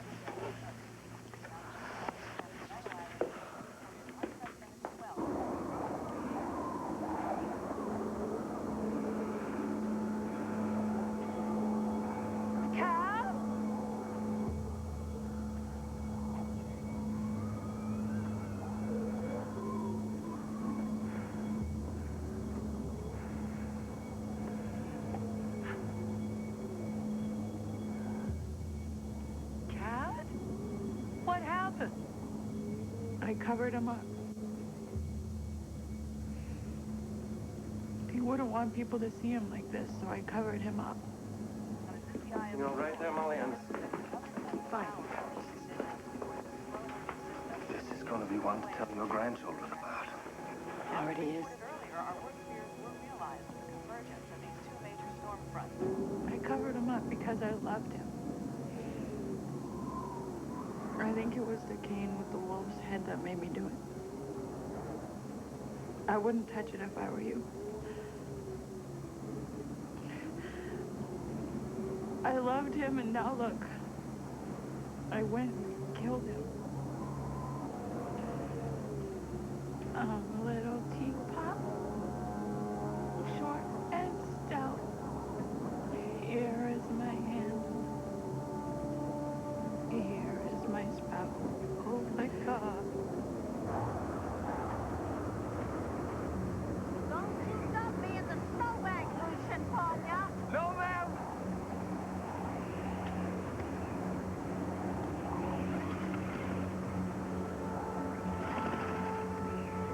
What's wrong? Nothing, she's just being grumpy. Somebody!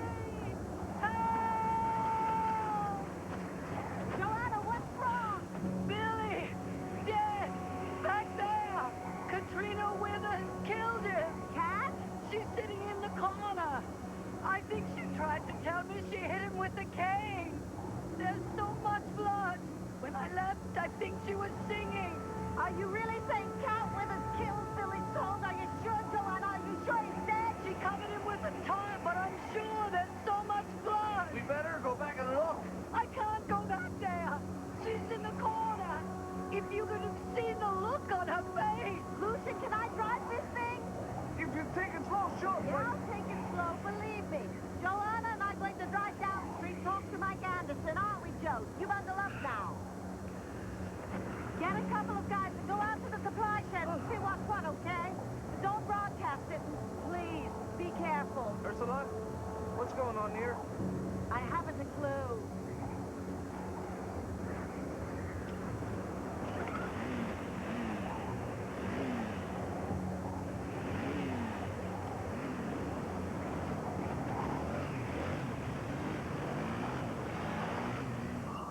Never seen anyone throw a fit like that in my life.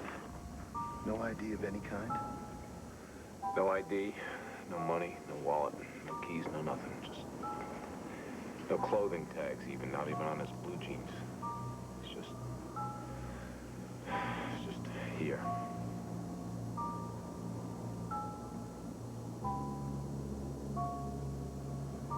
That's not all. Did he say anything to you? Robbie, when you went to Martha's house, did he say anything that he had no business knowing about?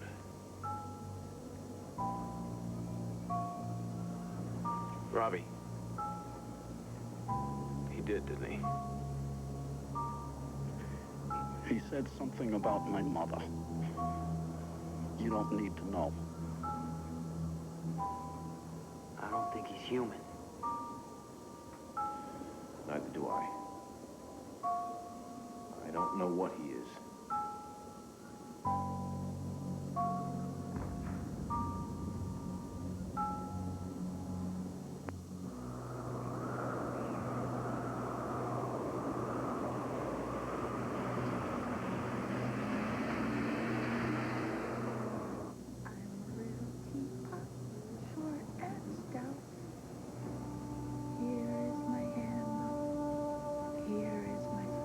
Come on and help me get her inside.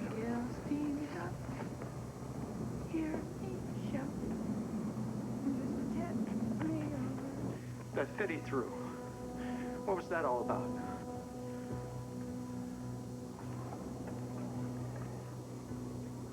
Did he have a cane when you saw him? Oh, yes, sir. It had a silver wolf's head on the top, and it was covered in blood. I got the idea that's what he used to... Where's your cane, sir? Where is it now? What is it you want? Hey, somebody's pulling up. Okay. We didn't take him from Martha's, did we? He let himself be taken. Maybe he wanted to be taken. We couldn't kill him. Nobody would have to know. Highland business is Highland business, always has been, always will be. Dolores Claiborne, whatever she did with her husband during the eclipse, be to God so in his marijuana. We'd know. I'm just saying, we could. Oh, don't tell me that idea hasn't gone through your mind, Michael Anderson.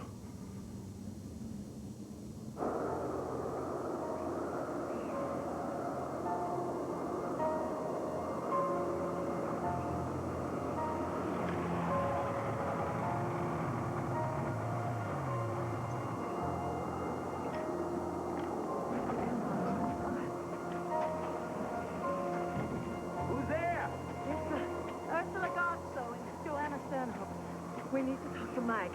Something's happened. Ursula. What is it, Jack? Please, Ursula, don't look at this. It's Peter. Oh, my God. Oh, God. Oh, my God. Go get Mike. No. Oh, no. Oh, no. No. Oh, my God. Oh, my God. Oh, my God. Come on, come inside. Come on.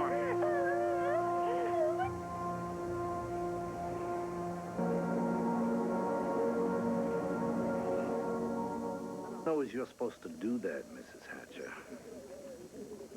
That's evidence of something. Katrina, have a little broth. It'll warm you up. Ought to spike that with rat poison, Mrs. Kingsbury. That'll warm up all right. Captain Bell, you shut up your ignorant mouth. You're treating her like she saved his damn life instead of sneaking up behind him and bashing his brains in. All right, everybody, out of here. This is not a sideshow. Now listen, Mrs. Anderson. Come on. Look, you've known her all her life. Whatever she did or didn't do, at least she deserves a chance to breathe a little. Now, folks, Molly's right. They got this in hand. Sonny, Upton, there's nothing you can do here. Take her down to the constable's office. Throw her murdering ass in jail. Yeah. Okay, Upton, that's enough. I think they already got a fella in there. And she doesn't exactly look like she's going to be breaking loose, now does she?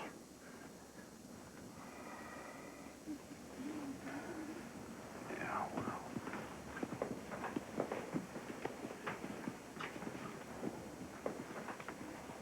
Thank you, Mr. Stanhope.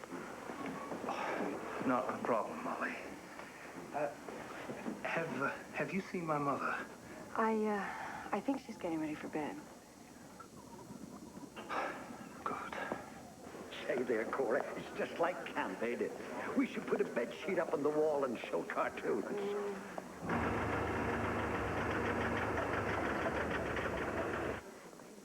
Oh, relax, Cora. It's only the Jenny clearing her throat. There you are, you see, as bright as you could ever want. Really?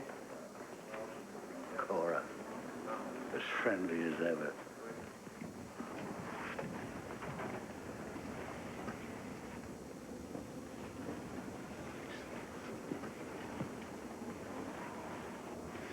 Go on, nurse.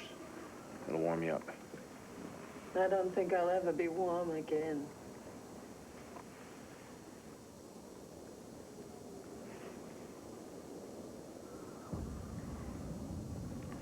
Tell me again. Told you half a dozen times already. This will be the last. Promise. She said, I think the cane with the wolf's head made me do it. I wouldn't touch it if I were you. But you didn't see a cane, with or without a wolf's head. Mike, what are we going to do? Wait out the storm, that's what we can do. Molly wants to see you. She told me to tell you that.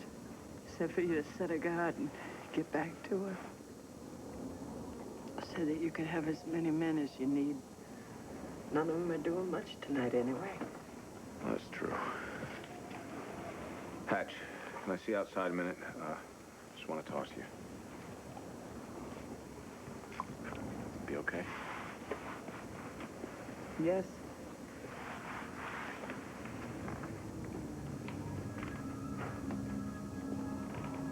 What are you looking at? I'm a little teapot, short and stout. I'm a little teapot, short and stout. Here is my handle. Here is my spout. When I get all steamed up, then I shall tip me over and pour me out. I'm a little teapot, short and stout.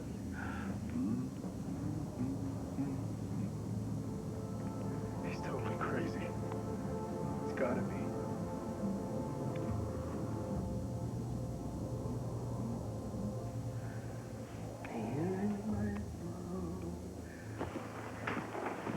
What do you want to talk about, Mike? I'm leaving you in charge here for a while. No, Mike, I wish you wouldn't do that. Just for a while. I want to get these women back to the town hall where the four-wheel drive will still move. Then I'm going to see that Molly's all right, let her know I am, give Ralphie a kiss, and then I'll pack every man that looks halfway useful in the truck and bring him back here. We'll guard them in groups of 3s and 4s till the storm's over. In 5s. If that's what it takes to make you feel comfortable. I won't feel comfortable until he's in Derry County Jail. Yeah, I know what you mean. Cat Withers. I can't believe it, Mike. Cat wouldn't hurt Billy. Yeah, I know that, too. Who's holding who prisoner here? Can you tell for sure? Oh, this is a mess. Yeah. You gonna be okay with Robbie? I'll have to be, won't I? Say hi to Melinda for me, if she's still up, and tell her I'm okay. And Give Pip a little kiss for me. I will. How long are you gonna be? 45 minutes, an hour at most. I'll come back with a truckload of wide bodies. In the meantime, you got Jack, Henry, Robbie, and Kirk Freeman. You think any of us are gonna make a difference if that guy decides to rock and roll? You think the town hall's any safer? Or anywhere else on the island? Considering Cat and Billy, no.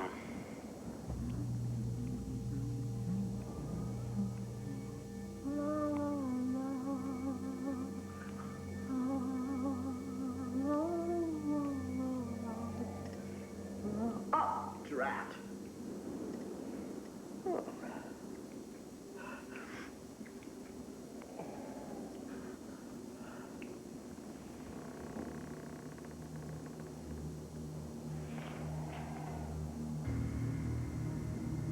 Like Dad's. What's he doing? Just like Dad's.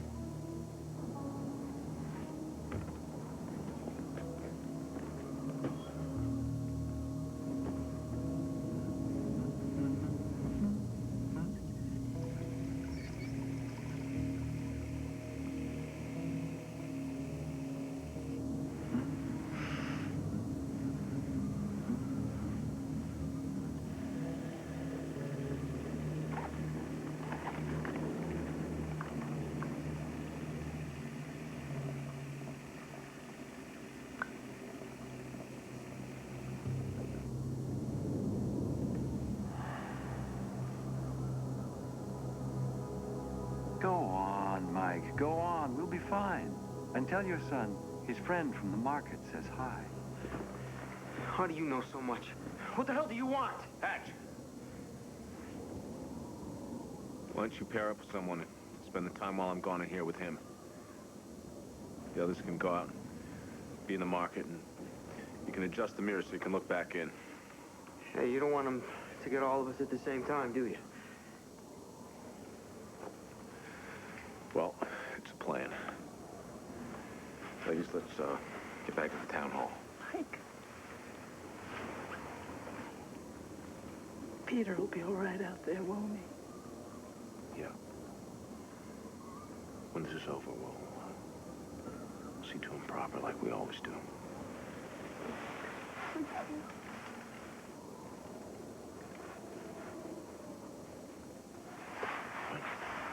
Come on, let's go.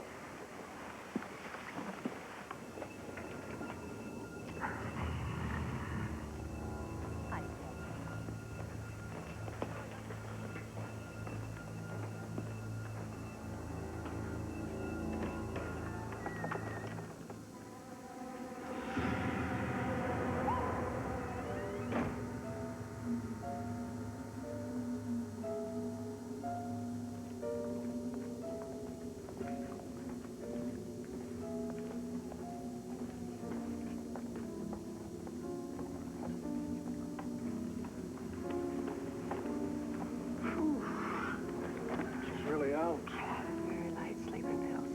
Any lighter, darker, sincere, and I'd buy them right over the counter. Honey's just shock. If she's done or whatever's been done to her, she's away from them. It's probably best. Sleep well, dear. Look, do you think maybe someone ought to sit with her, like a guard? She doesn't need a guard, Andy. But she doesn't need a guard. What is all this? Because the heart is a place for a woman alone. She attracts too much attention, excites too much desire. We naturally wish to protect her from any embarrassment. Further embarrassment can very easily be avoided. She must not return. Andy! No? Honey, what's wrong? What's wrong? Let's wait us on the stairs.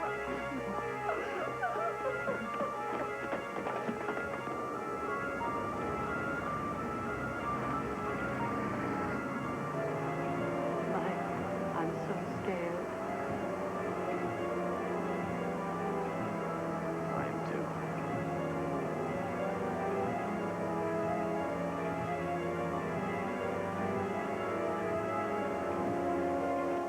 I can't go in there.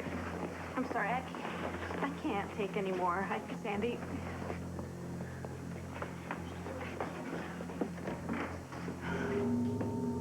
Oh, my.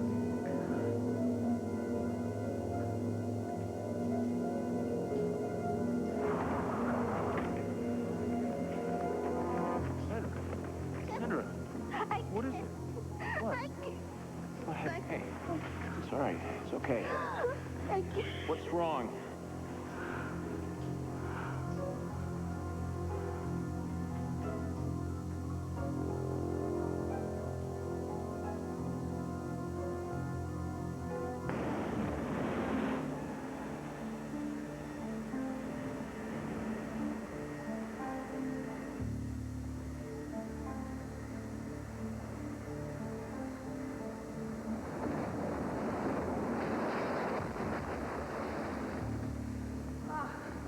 Joanna, I wouldn't. Joanna!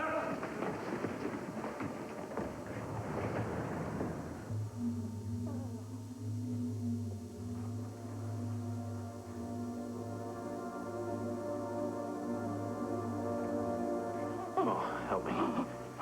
Come on, Joanna.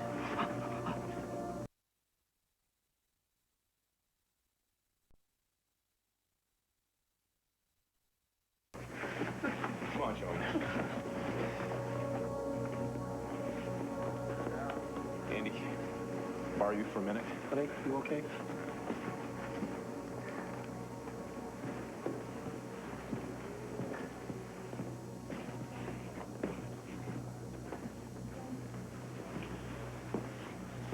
She's dead. Oh. Nurse. You okay? Sandra, can the two of you go and get me some blankets to wrap her? Yeah, we can do that. Okay. Mike, what's going on?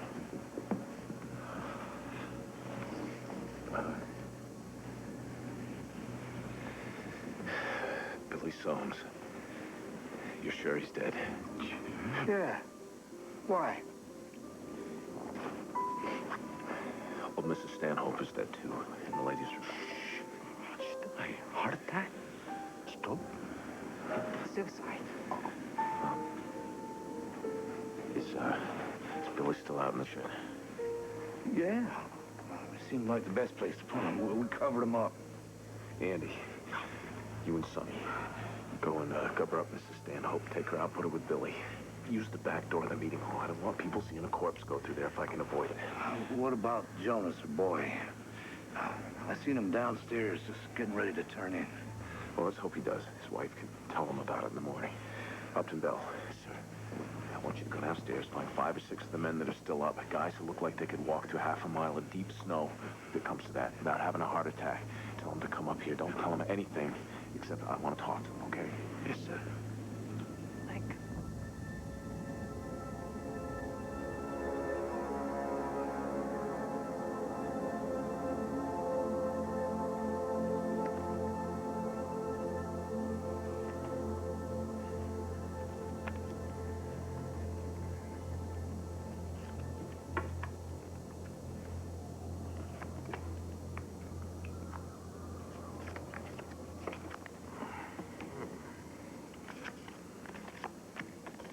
Jen.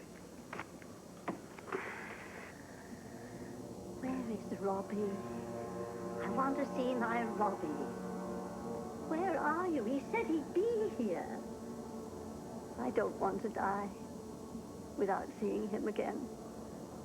I want someone to hold my hand before I go.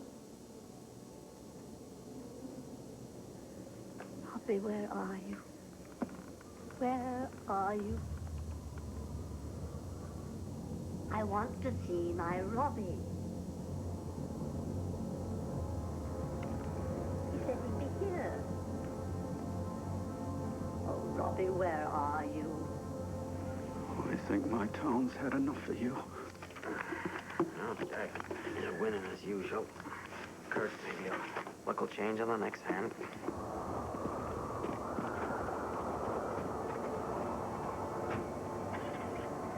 Mike? Is it that man? The one who picked up Ralphie at the market? It is, isn't it? Are you gonna be all right? Yeah.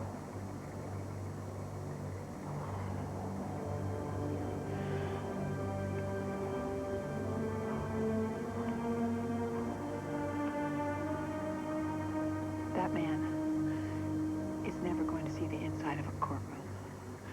know that. Maybe you should get rid of him. Make him have an accident.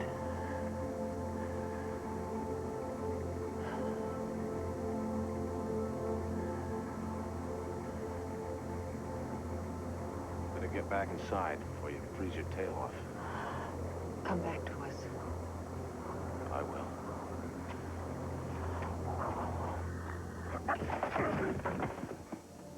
Hatch! Robbie's got a gun. Robbie? I think he's gonna shoot that guy. Get away from there. Put that down.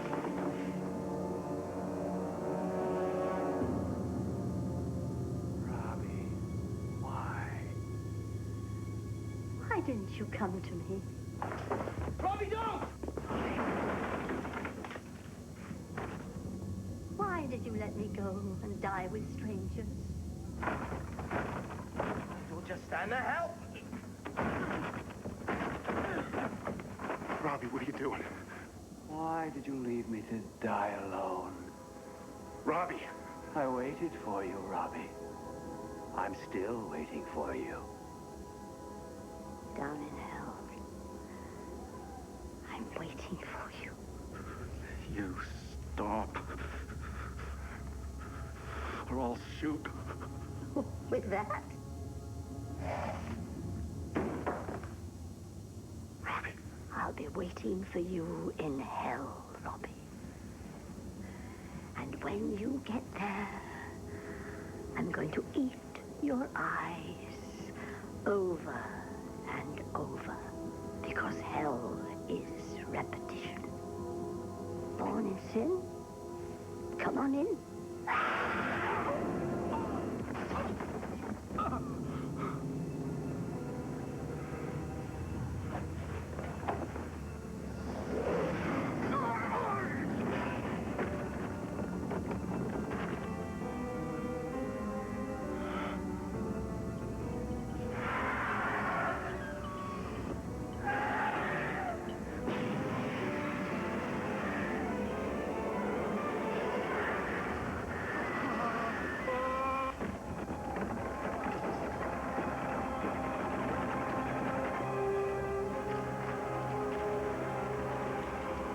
What is it? What's happening? I don't know.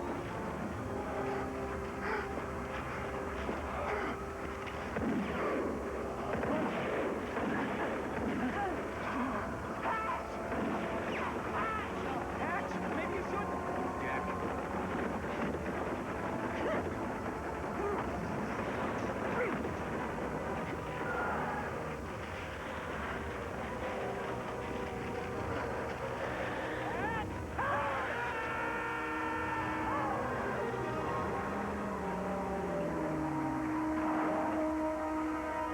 What the hell is that?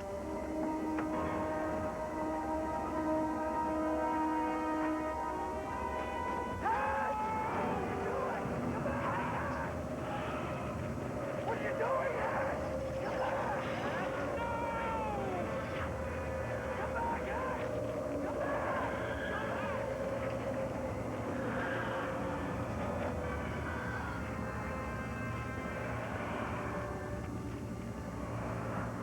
Give me what I want, and I'll go away. Tell them. Give me what I want, and I'll go away.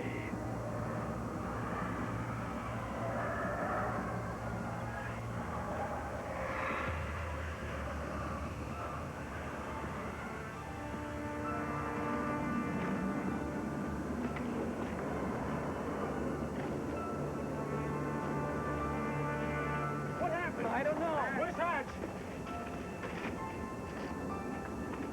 Hatch! What happened? What happened, Hatch? Hatch. We have to give him what he wants.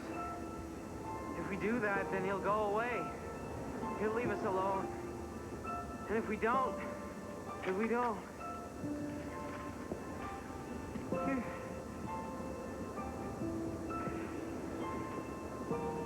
Where did he go?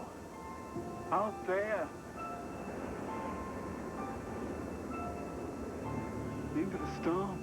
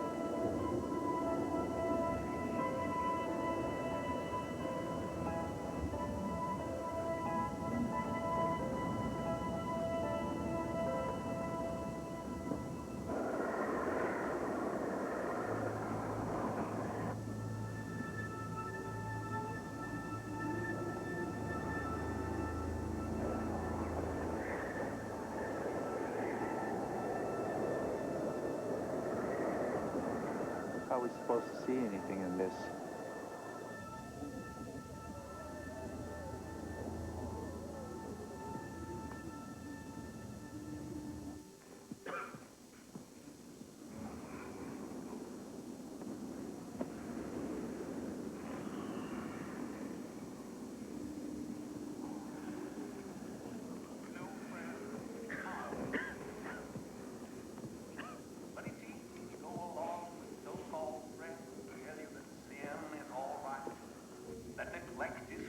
That no God is watching and you can go ahead and do whatever you think you can get away with. Can you say hallelujah? Brethren, tonight I'd like to speak to you especially of the secret sin. And tonight I'd like to remind you, say hallelujah, that sin tastes sweet on the lips but sour on the tongue, and it poisons the belly of the righteous. God bless you, but can you say amen? But the secret sin, the selfish heart that says, I need not share. I can keep it all for myself and no one will ever know. Think of that, brethren. It's easy to say, oh, I can keep that dirty little secret. It's nobody's business and it won't hurt me, and then try to ignore the canker of corruption that begins to grow around it. That soul sickness that begins growing around it. Be sure your sin will find you out, and that your secrets will be known. All secrets will be known. Can you say hallelujah? Oh, brethren, can you say amen? For I ask you to behold the sting of sin and the price of vice. I ask you to behold the just end of those who would bar the door to the wandering stranger who comes asking so little.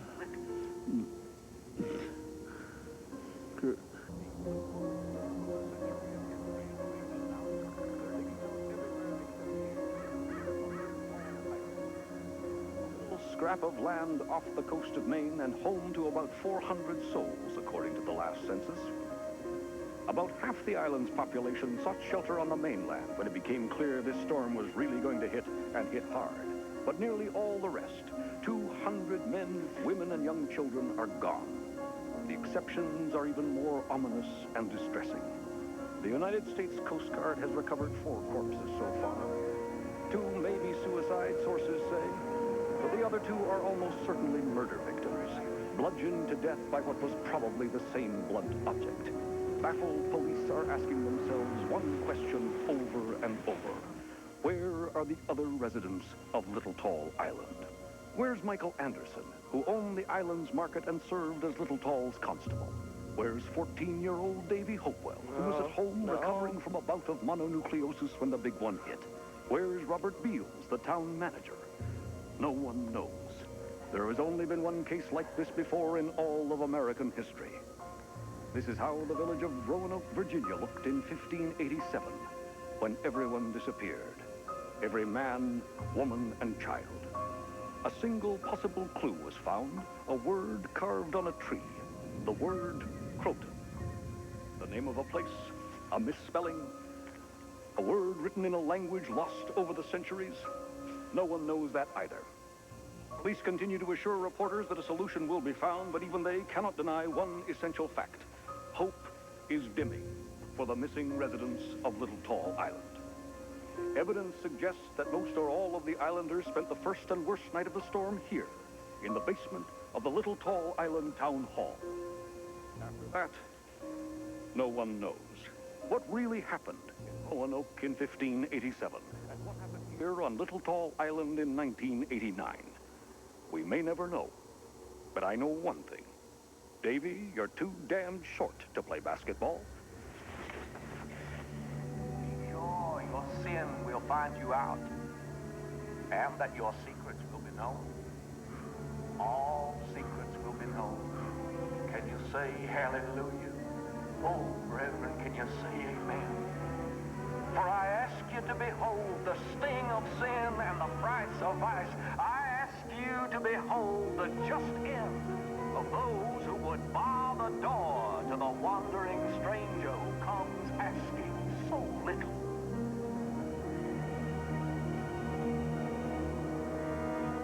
For the wages of lust are dust, and the wages of sin are death.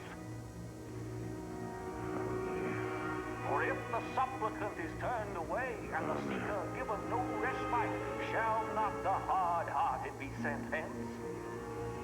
You must be branded as one of the ungrateful. I'm sorry. We both are, aren't we, Buster? Sorry we didn't give it to you, Mr. Linoche. Sorry we didn't give you what you wanted.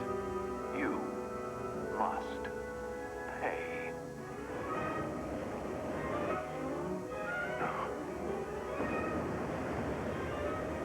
We're sorry, Mr. Linoche.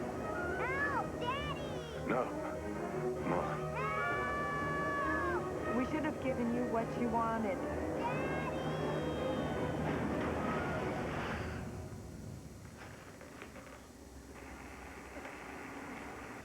Mike? Oh, man. I just had the most awful dream. This reporter on Main Street talking about how everybody had gone. Like in this little village in Virginia a long time ago. Yeah. And no one knew where they went. And in the dream, no one knew where we went.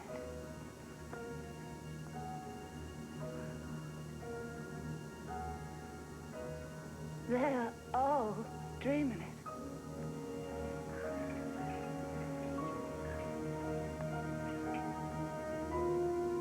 Do you understand? They're all dreaming what we dreamed. Where could 200 people disappear to? Especially on a little island cut off by a big storm.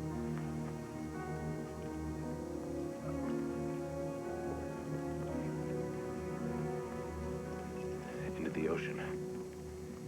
What? Into the ocean. Mass suicide. If we don't give him what he wants. How could he? I don't know. But I believe that he can. What does he want, Mike? What could he possibly want? Sure, we'll find out when he's ready.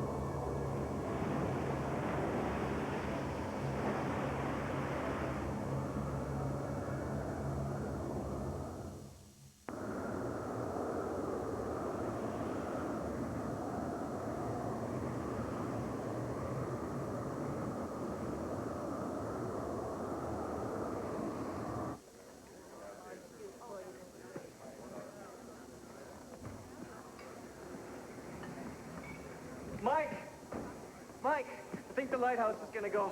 Never seen a storm surge like that before in my life. Yeah, I'll get it.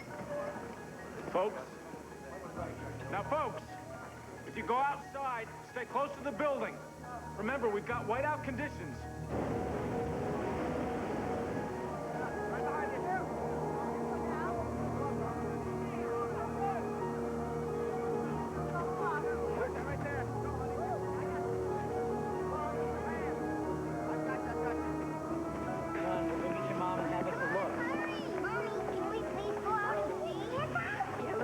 I want to go see too. Let's go get your snowsuit on. Time's up. I'm just gonna take. I can't really tell.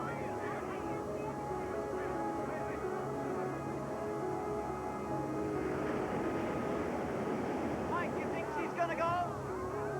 I think it is.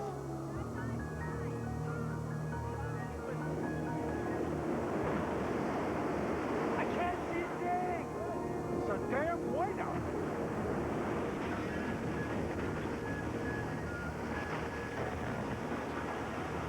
There's the light, just coming around. It's still there.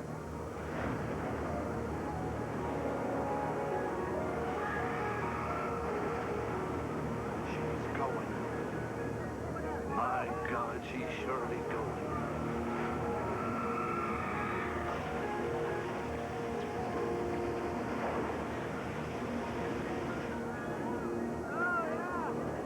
Look, Buster, the lighthouse is falling down. There she goes.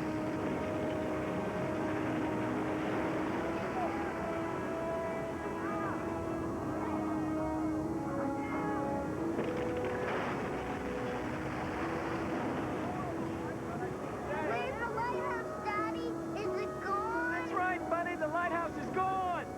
Hey, Ange, did you see it? Hey, Angie? Angela? Hey, did you? Angie! Mrs. Kingsbury? Baby? Well, she was just here. Hey, Angie! Hey, Mommy! Hey, that's all right, big guy. I bet she went back inside. Mrs. Kingsbury! Mrs. Kingsbury! Angie! Back inside! Everyone, back inside! Get inside, now! Stick together! Just get back inside! Get back inside! Take the boy and the wife and get inside! Go! Everyone, go! Get back in! Mrs. Kingsbury! John! John, Kirby, way in! Get back inside! Michael, have you seen Angela? Take your boy and go back inside! Do it now! Bill! Bill came in! John! Everyone! Back inside! Angie, cover!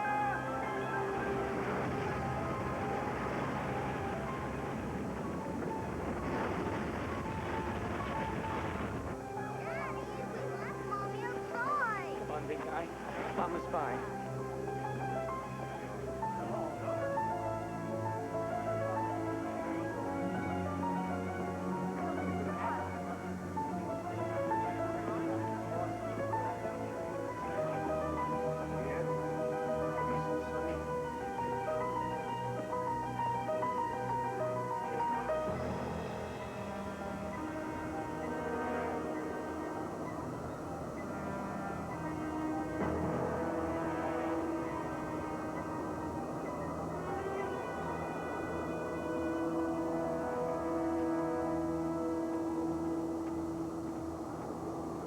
Buddy system, right? Right. Nobody gets left alone.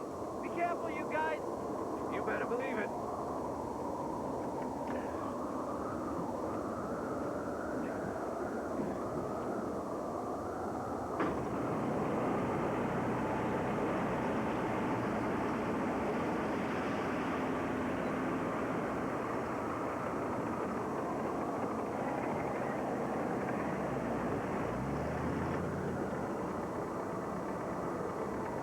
Just be a minute.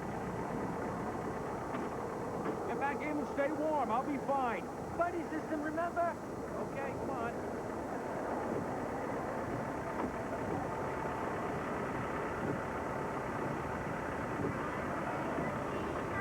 Short and stout.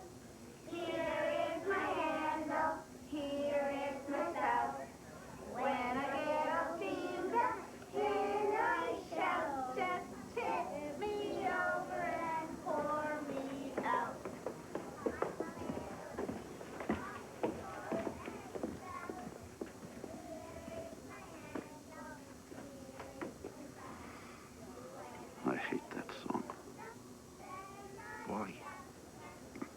I don't know, I just hate it.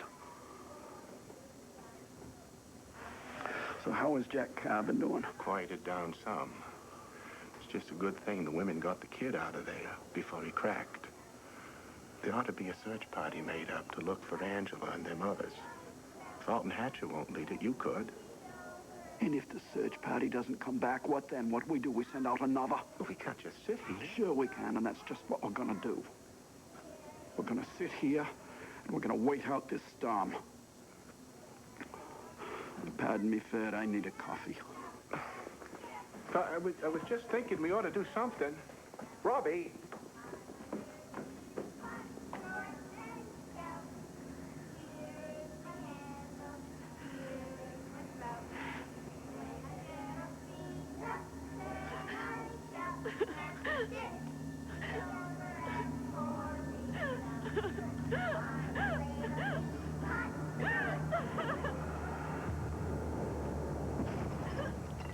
What's wrong with Katrina Withers? Nothing, honey. She's just a little tired. Why don't you kids pick up a little now? And Mr. Evans will bring you new things to play with, okay? I'm not gonna pick up. My dad's gonna give me his dough. Donnie. Don Beals, you come back here right now. Oh, you think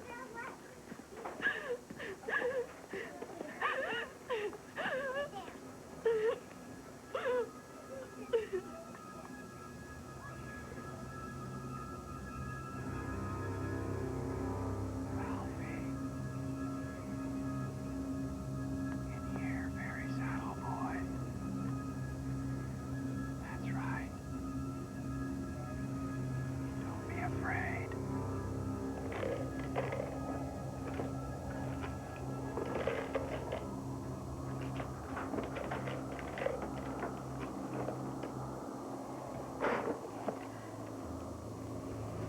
That's it?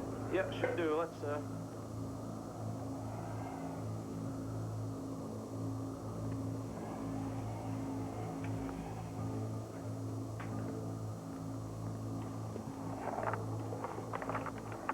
What are you doing?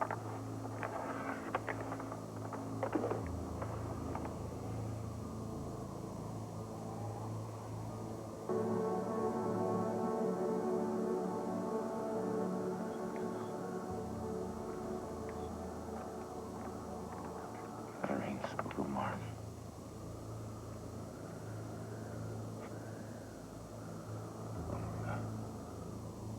What are you saying?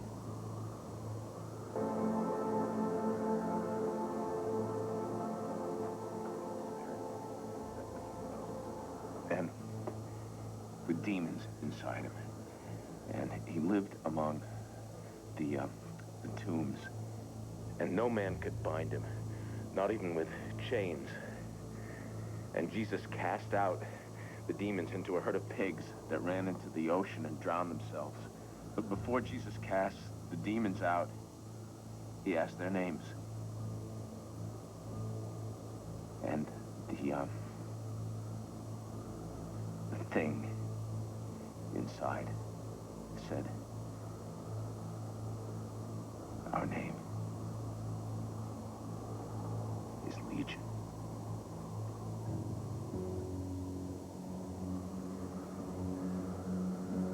For we are many.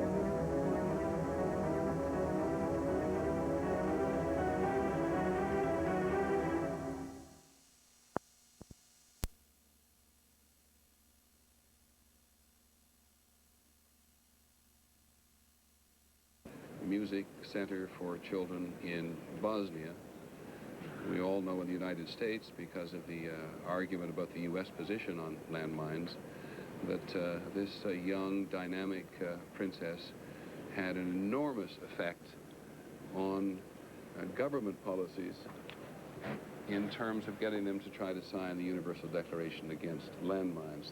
That's Patty Ashdown, who's the Liberal Democratic Party leader. All of the political parties here will be represented today. We expect that Baroness Thatcher will be here and former Prime Minister Edward Heath. Peter, when you talk about landmines, in the procession of people representing Princess Diana's charities, especially the 6 major charities in which she was involved, children's charities and AIDS trusts and leprosy missions and the English ballet and so forth, and there are, I understand, 2 victims of landmines who are also part of that procession. I rather wish we knew precisely where this gun carriage was at the moment, because we're right in front of Hyde Park at Marble Gate. It's right in front of me now, New York. Thank you, Aaron Brown, very much. I can hear him in my corner. So we're leaving Hyde Park now, or on the verge of leaving Hyde Park, through a set of quite beautiful gates, the most modern gates in Hyde Park, called Queen's Gate, designed in the 90s in honor of Queen Elizabeth, the Queen Mother, who is the oldest living member of the royal family, and for many years, certainly with the older generation, has been an immensely popular figure. And it will then go south for just a minute or 2 under what is called Constitution Arch. And the Queen leaves the north gate of Buckingham Palace to drive down the Mall, or perhaps up Constitution Hill, not exactly certain. I'll tell you in a second which route she's going to take with the Duke of Edinburgh, to reach Westminster Abbey. Nothing is very far apart here, but we're looking at a procession where a horse carriage being drawn has already taken about 1 hour and 47 minutes and is just getting out of Hyde Park and towards Constitution Arch. There is Elton John on the camera with his partner, David Furnish. The last time he saw Princess Diana was at the funeral service of Gianni Versace, his very close friend. And you can see, he told us in an interview the other day, Peter, that she comforted him, that they had a tiff. They'd had a silly tiff over Gianni Versace for a particular reason I won't go into right now, but they made up there. She comforted him. He said that this is going to be one of the most, probably the most daunting experience of his life, to sing today and play the piano in Westminster Abbey.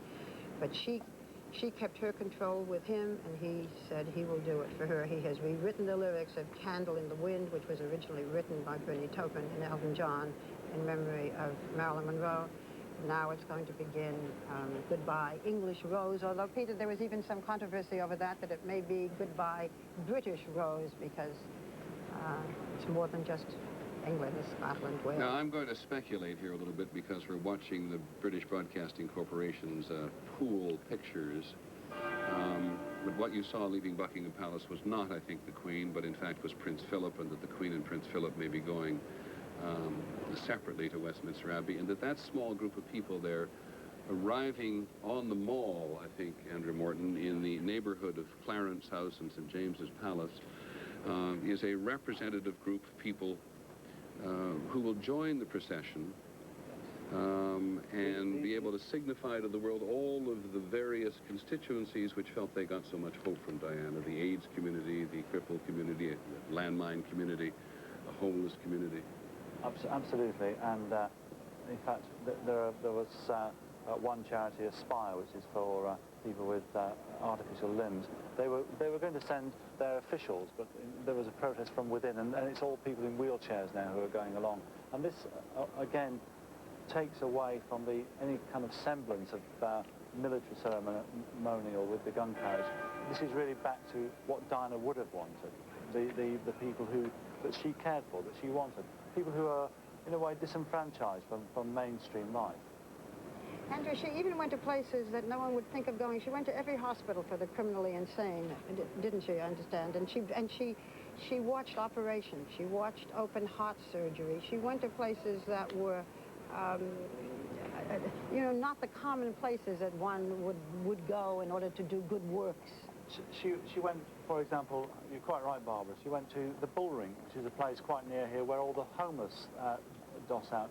And she was in, there was a potential security risk, but she was prepared to do that. And it's because it comes from the heart.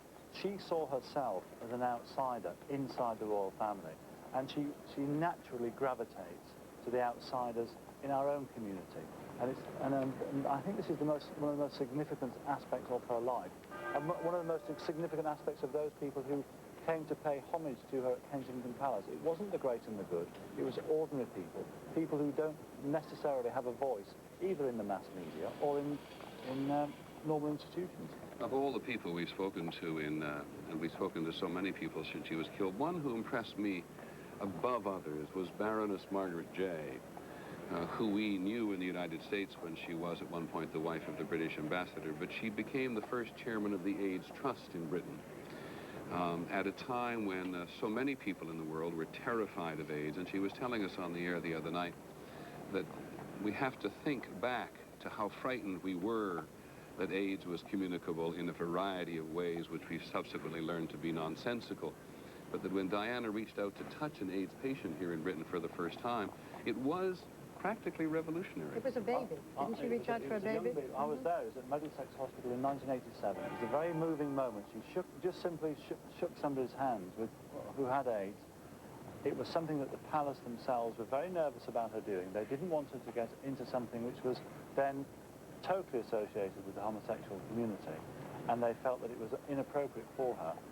She defied them, and it was one of the events in her life which set her in motion towards actually finding herself as an individual. It's an interesting psychological point as well. Is it true, Andrew, as I've heard, that there was a serious debate in the palace establishment as to whether she would touch somebody on that occasion? Oh, yes, indeed. I mean, they were talking about whether she should wear gloves or whether she shouldn't wear gloves. The whole atmosphere at that time was very hostile to Diana doing it, and she was very courageous to do that. When you go to Kensington Palace and you see flowers, many of them have letters and signs saying this is from gay people. Thank you, Princess Diana. I mean, they felt very close to her. She also touched people who were victims of leprosy, and that's also... Constitution Arch, under which they have just come, another unique moment for people in these islands who watch such things carefully. It is normally only the monarch that passes under Constitution Arch. And they are now on the very edges now of Buckingham Palace, and we'll turn now southeast, if geography serves me correctly, and go down to Constitution Hill. Here is Tony Blair and Mrs. Blair. He has played a very significant role in the country this week in a variety of ways. He was first the one who went out and referred to Diana at the beginning of the week as the People's Princess, making it clear in a great many minds here that the people could rally around her and should rally around her. In some respects, it could be argued he contributed to the division that was so clear this week between the people and the royal family. But on a couple of occasions, subsequently, he has been the first person to get out and defend the royal family for staying in seclusion at Balmoral Castle in Scotland, keeping the boys in seclusion, supporting the notion of the Queen speaking to the people. Perhaps, this is speculation, informed speculation perhaps, having something to say about what the Queen said to the nation yesterday. But he is certainly the face of what is called New Labour in this country, very often compared to President Clinton. Been to Washington several times now to talk to the president in political campaigns in Britain, now very much more American than they have been in the past. The Queen discussed her speech, actually, with the Prime Minister. There's Henry Kissinger. He is here with his wife. Princess Diana was very, very fond of him. They had a kind of they used to gossip her. He described her as having a wicked sense of humor. He presented an award to her when she was in America last year, when she was at a charity for cerebral palsy, and they felt close to each other. Richard Attenborough, the great actor who taught Diana how important it was to be a public speaker, and who writes in today's Times a very, very glowing article about their relationship. Andrew? Well, more than that, he was the one who really encouraged her to become involved in the landmines campaign. Really, he saw her quite a lot at Kensington Palace, and he was the one who actually made a film about landmines, which finally changed her mind that it was something that she must do. Yeah. And it gave her this real new vitality and sense of direction. She owed a lot to him during her life, and gave him a sense of new vitality, yes, too. I think so. Yeah. Peter, going back to the Prime Minister, I spoke to one of his... I'll pause now and I'll come back and tell you this later. Her Majesty, I think that's Prince Edward on her left. And I'm not sure if Andrew's there as well, but Her Majesty walking out through the front courtyard of Buckingham Palace. We'll try to tell you all who is there. Everybody will be here to the best of our knowledge. The Queen is 71. Duke of Edinburgh is 76.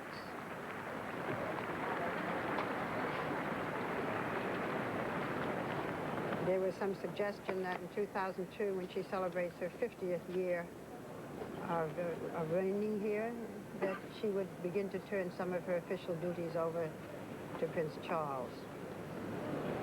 We'll have to have a closer look to see, but the people who are expected are Princess Anne, the Princess Royal, who is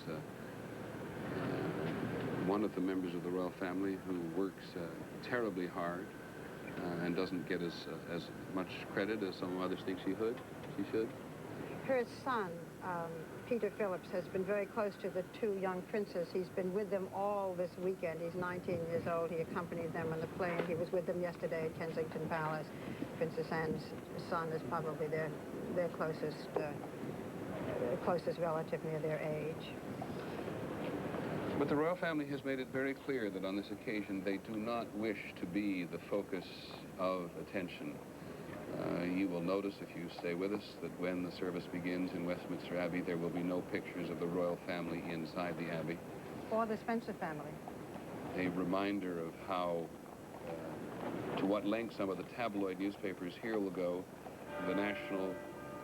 The Royal National Institute for the Deaf made it very clear the day before yesterday that they would not provide lip readers to the tabloid press so that they could understand what the royal family was saying to themselves. Cynthia McFadden? Happening apparently here at Buckingham Palace is the royal family has come out of the palace gates and is standing on the side where the cortege is momentarily to pass. It's our understanding that they are going to watch the cortege pass and then get into the cars and go to Westminster. As the royal family walked out of the gates, I don't know if you could hear it, I know you could see it, but there was applause throughout the crowd. The crowd has grown exponentially in the last hour. There is no room for movement here now. The people simply packed one upon the other. And the royal family is simply standing outside the gates, waiting for the coffin of Diana to be rolled by. In fairness to Her Majesty the Queen, it is the Queen who invented what is called the walkabout, at which Diana became so famous, and other members of the royal family have tried with, in some cases, success and without success in others. But Her Majesty, who this week, that's Princess Margaret on her right, the Queen's sister, her own tragic figure for many years, who was, and behind her, Viscount Linley, or is that Lord Snowdon? That's David Viscount Linley behind her, who's the son of Princess Margaret. Princess Margaret was married to Lord Snowdon, a world-famous photographer, among other things, and David Viscount Linley, her son, who's 12th in order of succession to the throne, among other things, an accomplished furniture maker who not long ago had a show in the United States. And I do think that is Anne, the Princess Royal, just to the left of the Queen. also divorced and remarried, as is Princess Margaret, who you mentioned her rather tragic life. She was in love in the 50s with Group Captain Peter Townsend. Many of us remember this, and that affair was broken up because he had been divorced. It was 1992 in which Her Majesty the Queen referred to it as her horrible year, annus horribilis. In Latin, she said at the time of her annual address, but that was the year in which the young members of the royal family began to fall apart left, right, and center. And for those members of the older generation who have gotten out of their beds around the world today, certainly around the United States, there is already an ensconced sense of sadness that, I think that's Mrs. Shan Kidd. That's Frances Shan Kidd. Frances Shan Kidd, who is Diana's it's her mother. And would have been grandmother to the future king. A very sad figure in Diana's life, walked out on Diana and her father when Diana was very young. I think it is in your book, yes, Mr. Morton, in which Diana hears her mother's footsteps going down the gravel pathway for the last time. Yes, this was at Park House, where they lived next door to Sandringham when Diana was just 6 years old. And it's one of her first memories, is that her mother leaving, walking down out into her car and out of her life, what she thought of was forever. Mrs. Shan Kidd always resented the idea that she was the bolter in the family. She always envisaged having due access to the children. This was denied in an extraordinarily bitter court case, where her own mother, Lady Fermoy, actually testified against her. Such was the depth of bitterness in her family. And that legacy obviously affected not just Diana, but all the rest of the children, Charles, Jane and Sarah. This has been a banner week for psychiatric examination, both here and at home, because the royal family and the Spencer family have had such troubles, and certainly such public troubles, that the difficulties which the children have suffered, I speak here particularly of Diana and Charles, has not come as any great surprise to people. Another example of how this is being shared around the world by television, that's the Sky Dome in Toronto, the great baseball stadium in Toronto, with its open and closed roof, and it's 5 o'clock, 5:15 in the morning there, and people in that former Dominion still, certainly member of the Commonwealth, former member of the British Empire, getting up to watch this and participate in what has been, let's be fair, an international soap opera for many years. And Times Square in Hong Kong, again, where it is later, people watching this as well, and all across the United States. And I'm mindful of the fact, of course, that this is Saturday morning, and that even at this early hour, or perhaps at this early hour only in some parts of America, children are watching the television set. What you are, of course, watching is the funeral for a young woman, only 36, who was, for people of your age and people of all ages, very much a fairy princess. And she died in a car accident a week ago in Paris with a friend, and though I doubt if you have all watched as much news television as we have this week, those of you who are young,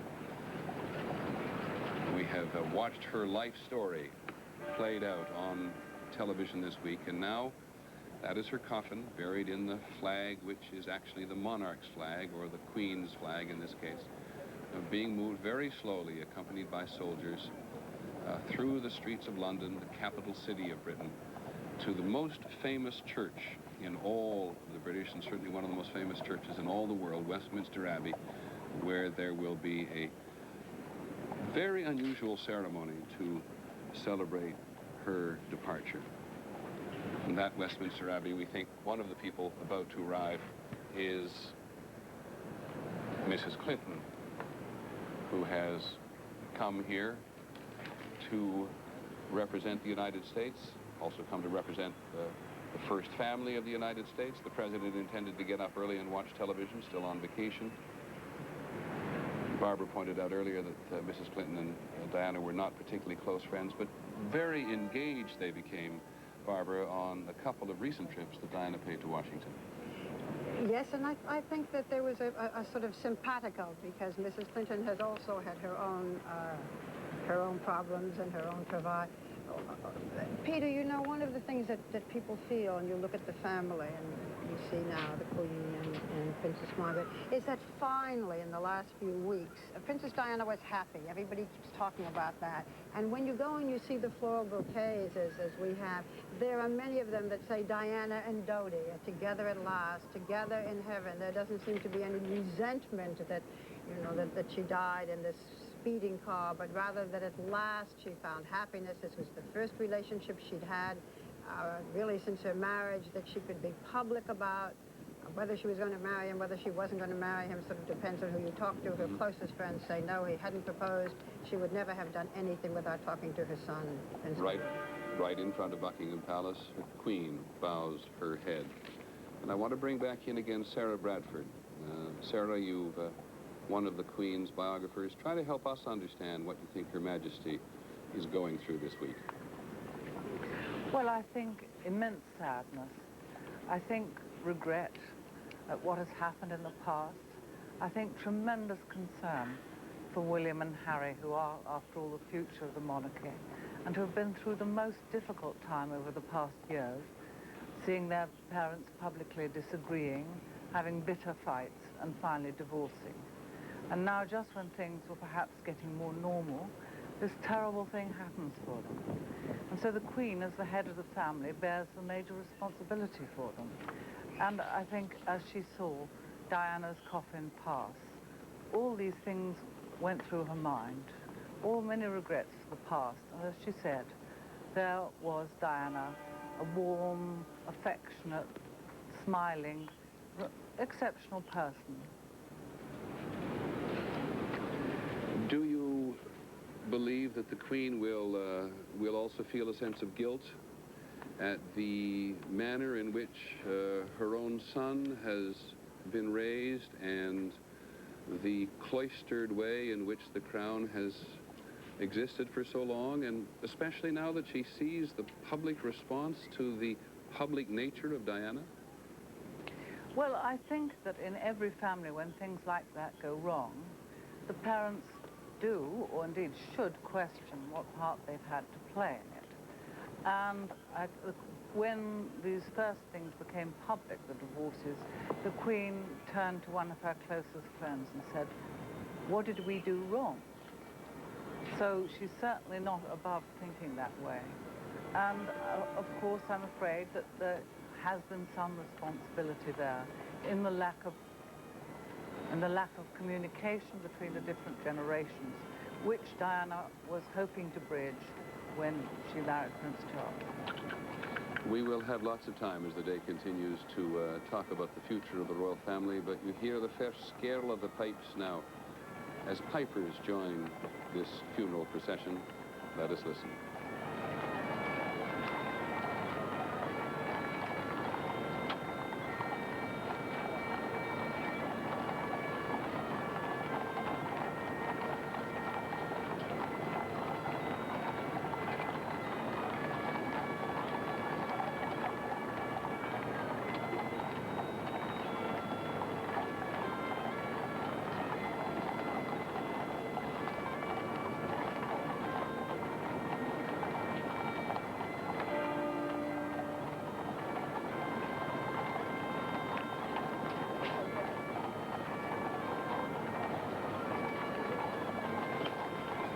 There are many people in the world who think it is not a sympathetic sound, but every day of her life, Her Majesty the Queen is awakened when she's at Buckingham Palace by a piper underneath her bedroom's window in the West Garden.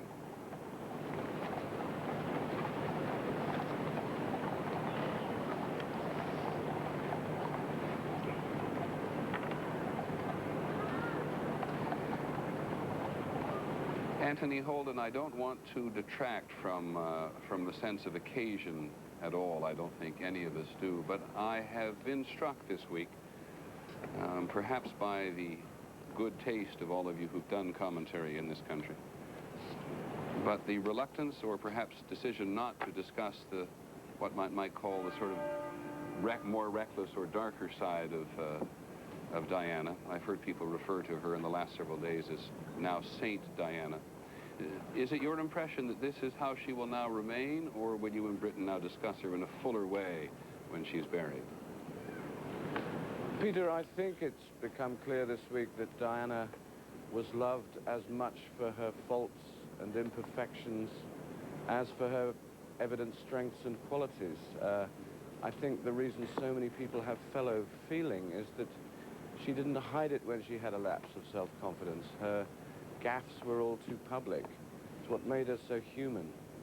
And I think you were talking a minute ago about whether the Queen was feeling guilty about the way she brought up her son. I think the Queen's feeling anything like that today. It might well be regret at the rather brutal way the royal family treated Diana just a year ago last week, the week before she died, when they stripped her of her rank of Royal Highness. They formally expelled her from the ranks of the family, and they deleted her name from the prayers said for the royal family in churches throughout Christendom. Diana was very hurt. It was part of the divorce settlement, but many people at the time said that the royal family had gone too far, and that certainly has been on the lips of many people this week. Thank you, Tony. It was always...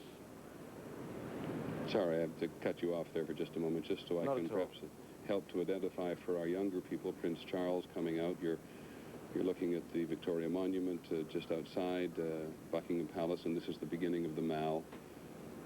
The hearse, rather the gun carriage, has just moved in front of Buckingham Palace and is now going north along the Mall, past St. James's Palace. And there waiting for her, Prince Charles. To his left, as you can see, Prince William. And to Prince Charles's right, Prince Harry, the two people she loved most in the world, her sons, who, because they are princes in the House of Windsor, must, even if they did not want to, must participate in the very public farewell to their mother.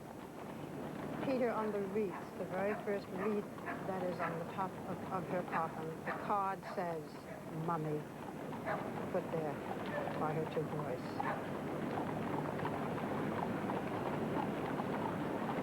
There's been a great deal of discussion this week about whether young Prince William, particularly, who is 15 and something of an idol with teenagers here, will walk behind his mother's coffin, whether her former husband, Prince Charles, will walk, whether Harry will.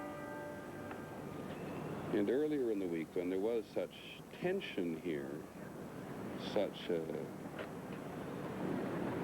distance between the royal family and the general public, it was thought that it might even be risky for Prince Charles to walk, lest he be booed. He is widely seen here as having treated her coldly in marriage. I think everybody acknowledges that marriages take two, but certainly as this relationship has been portrayed in your book, Mr. Morton, but on a more daily basis in the tabloid press, she at this week is certainly seen to be victim as much as anything. Absolutely. And at the same time, I think there's a growing mood that Prince Charles himself is a victim of his own background, and that the fact that this is contributing to this change in mood from one of anger to one of reconciliation. The fact that Prince Charles now needs support and sympathy from people, but whatever his faults in the past, as much as Diana does and Diana's family. You know, there has been no mention at all of Camilla Parker Bowles, and this now puts her in a terribly difficult position, and Charles, because if there is considered a villain, perhaps it is she. She is the one who, it seems, broke up the marriage, although intimates have said that she wasn't the cause, but she was the consequence.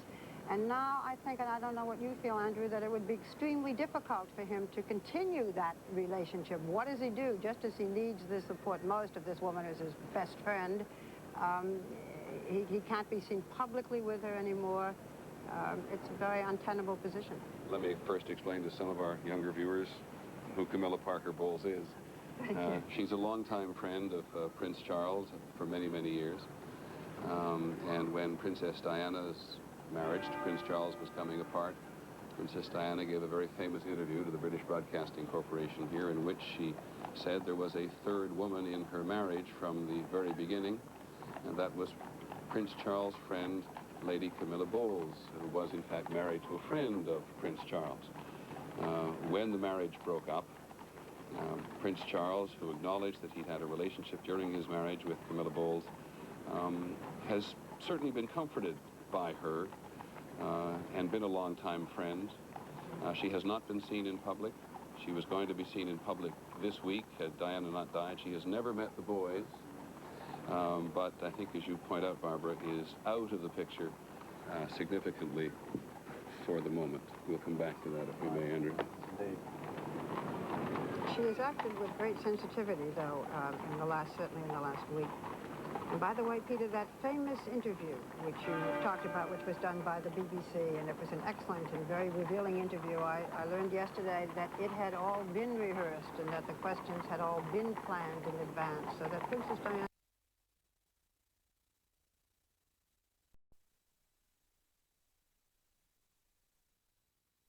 going to say.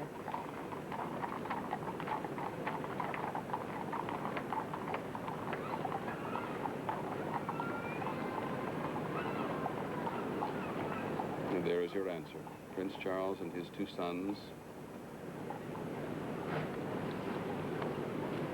This is the moment that people have been, if not looking forward to with some dread in their hearts, really. The fact that seeing this young boy, Prince William, the man who will carry the burdens of monarchy into the 21st century, following his mother.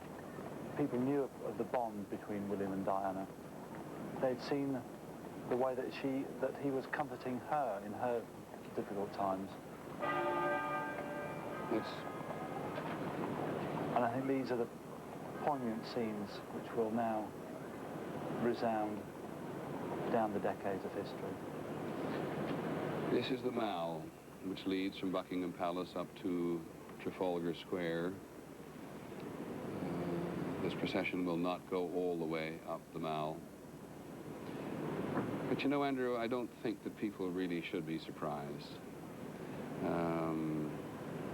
Aside from the fact that Prince William is sometimes described as his mother's closest confidant. This is what royal children are obliged to do. They are obliged to live in the public eye from the time they're very young. I keep thinking of young John Kennedy at his father's funeral. Prince Charles and Princess Anne from a very young age, certainly not with any of the intensity that has been forced on the royal family today, but were expected to be there for public occasions, happy and sad.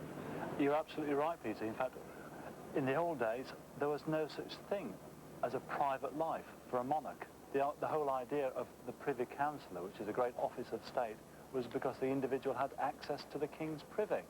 So the sense that the royal family live their lives out in public, share their emotions in public, and hide their emotions is one of the reasons why that we see this dichotomy, this difference between the royal family and their reaction to Diana's death and the rest of the country. The fact that they've got to shield themselves from so much public grief, an expression of public grief. Yesterday, to see Prince William and Prince Harry, the way they handled themselves, even smiling and reaching out with such enormous dignity. He's a very popular young prince. You mentioned, Peter, how popular he is with young people, but he's greatly loved, and if anything will keep the monarchy in this country going, it is the affection for Prince William and the hope that, you know, one day he will be king. And now you see what, of course, we should describe as Diana's procession. Both during her marriage and after her marriage, though after her marriage she gave up a great many of the charities that a member of the royal family is obliged to participate in. But she gave up that, but stayed concentrated with a handful, and many of them are represented today, and they give you a clue to her character. The Arts Council. One time Diana was called the rock and roll princess, but she has extended her interest to art and fashion, as we all know, on a universal basis. The British Deaf Association, 10 members in the Abbey today, 5 in the procession are represented. The British Lung Foundation and the British Red Cross and the British Sports Association for the Disabled, and a summer music festival at Chester in the county of Cheshire, and the Child Accident Prevention Trust, and the City Ballet, and the College of Obstetricians and Gynecologists, and the College of Physicians and Surgeons of Glasgow, the Douglas Bader Foundation. Douglas Bader, a very famous World War II pilot who lost his legs and went on to become every bit as famous and mobile as anybody else on his artificial legs.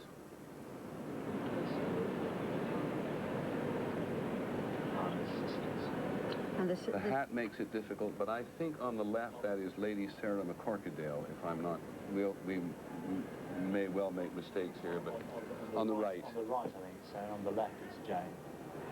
On the right, Lady Sarah McCorquodale, Diana's eldest sister. She's 42, a lady-in-waiting to her sister. On the left, Ian Francis Kidd, Diana's mother. And on the left, Lady Jane Fellows, who's 40, Diana's older sister, married to Sir Robert Fellows, who is the Queen's private secretary. I noticed that Diana's mother, Frances Shan Kidd, has a very glorious cross on her, and she recently converted to Roman Catholicism. And has spent her last years in really somewhat secluded. She wrote a letter to the press, she wrote a letter, a handwritten letter, in which she said how much she loved her daughter and thanked God for giving her the daughter and for now taking Princess Diana back to him. Mrs. Shan Kidd now lives on a rather remote island off the west coast of Scotland, and she came down to this today, slightly, she said, reluctantly, to leave a party in the local Catholic parish church this evening, where the parish priest tells us she is now very much involved. It is said that Diana and she were in reasonably close contact in recent years. Diana has never been to see her mother on this remote island, and Andrew, I think it would be pushing it to say they had a close relationship with her. They had a very up and down relationships. Often Diana would be spending more time comforting her than vice versa. I remember when Diana was on the cusp of leaving public life in 1993, before she made her famous time and space speech. Her mother was on the phone with her various problems. I think we're now seeing... Who is that between... No, that's the Earl, that's Earl Spencer. On the right is Prince Charles, in the centre is Prince Harry, on the left is Earl Spencer, Charles Spencer, Diana's brother, and the far left is William. Earl Spencer, where you at home may be fairly familiar, and then Prince Philip, the Queen's husband, on the extreme right there.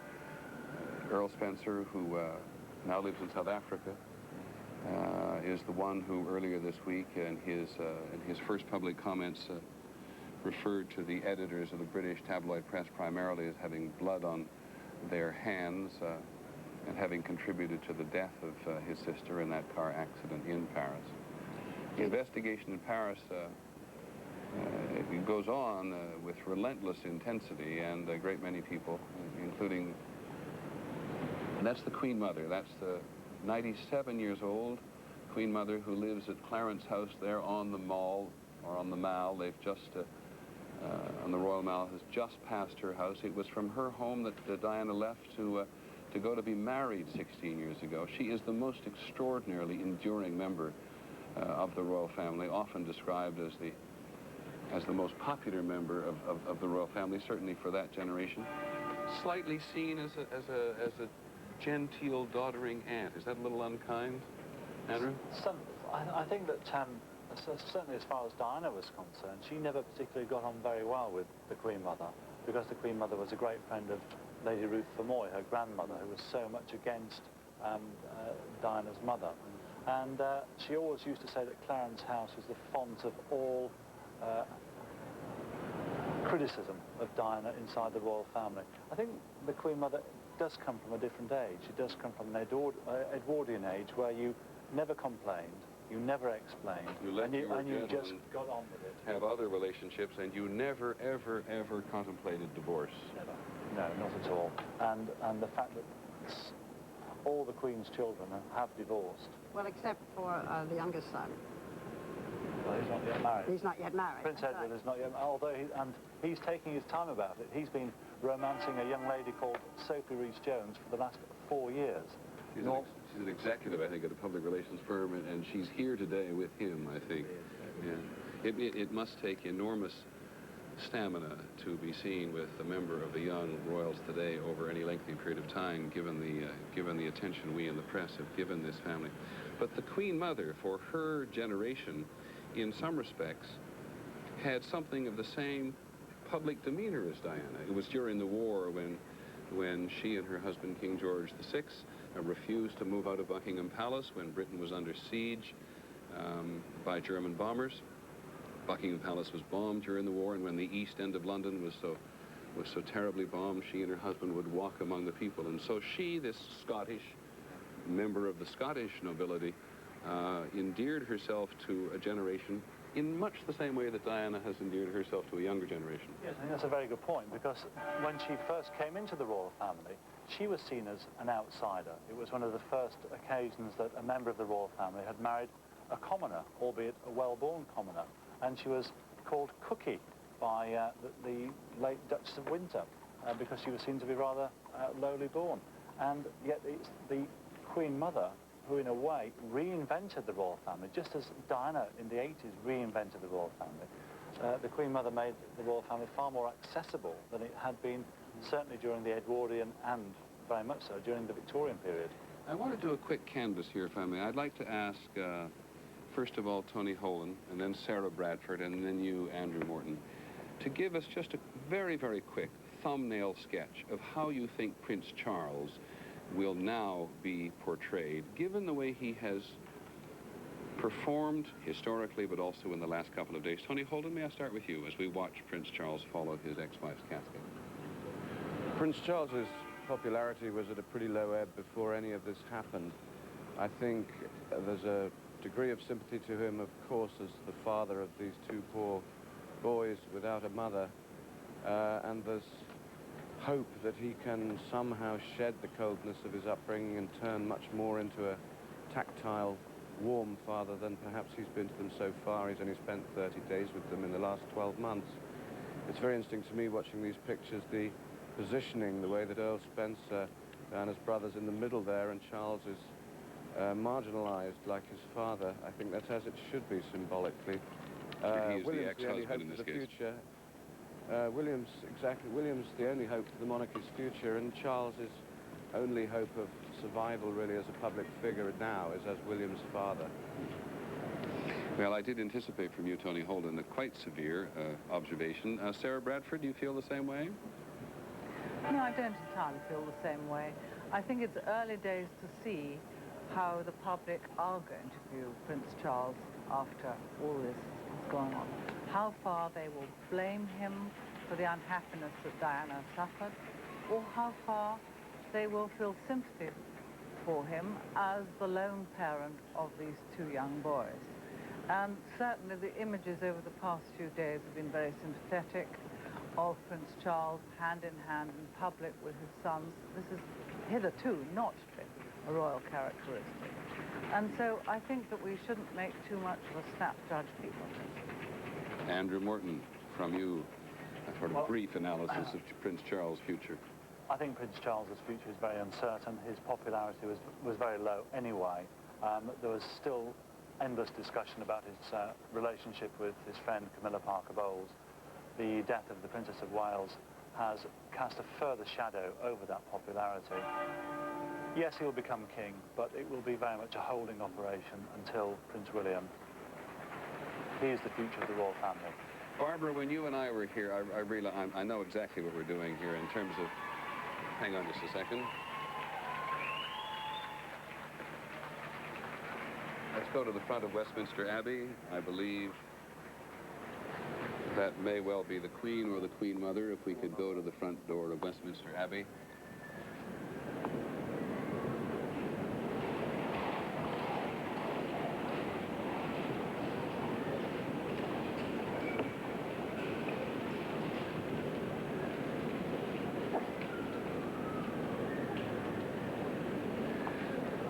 Well, we can't tell, but whoever it was got applause, or perhaps the applause was merely for the royal standard on top of one of the royal family's many Rolls Royces as it arrives at the west door of Westminster Abbey.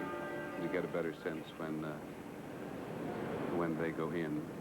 But as they come here through Horse Guards Parade, they've now turned off the mall, and they're coming through what is called Horse Guards Parade on their way to Whitehall itself.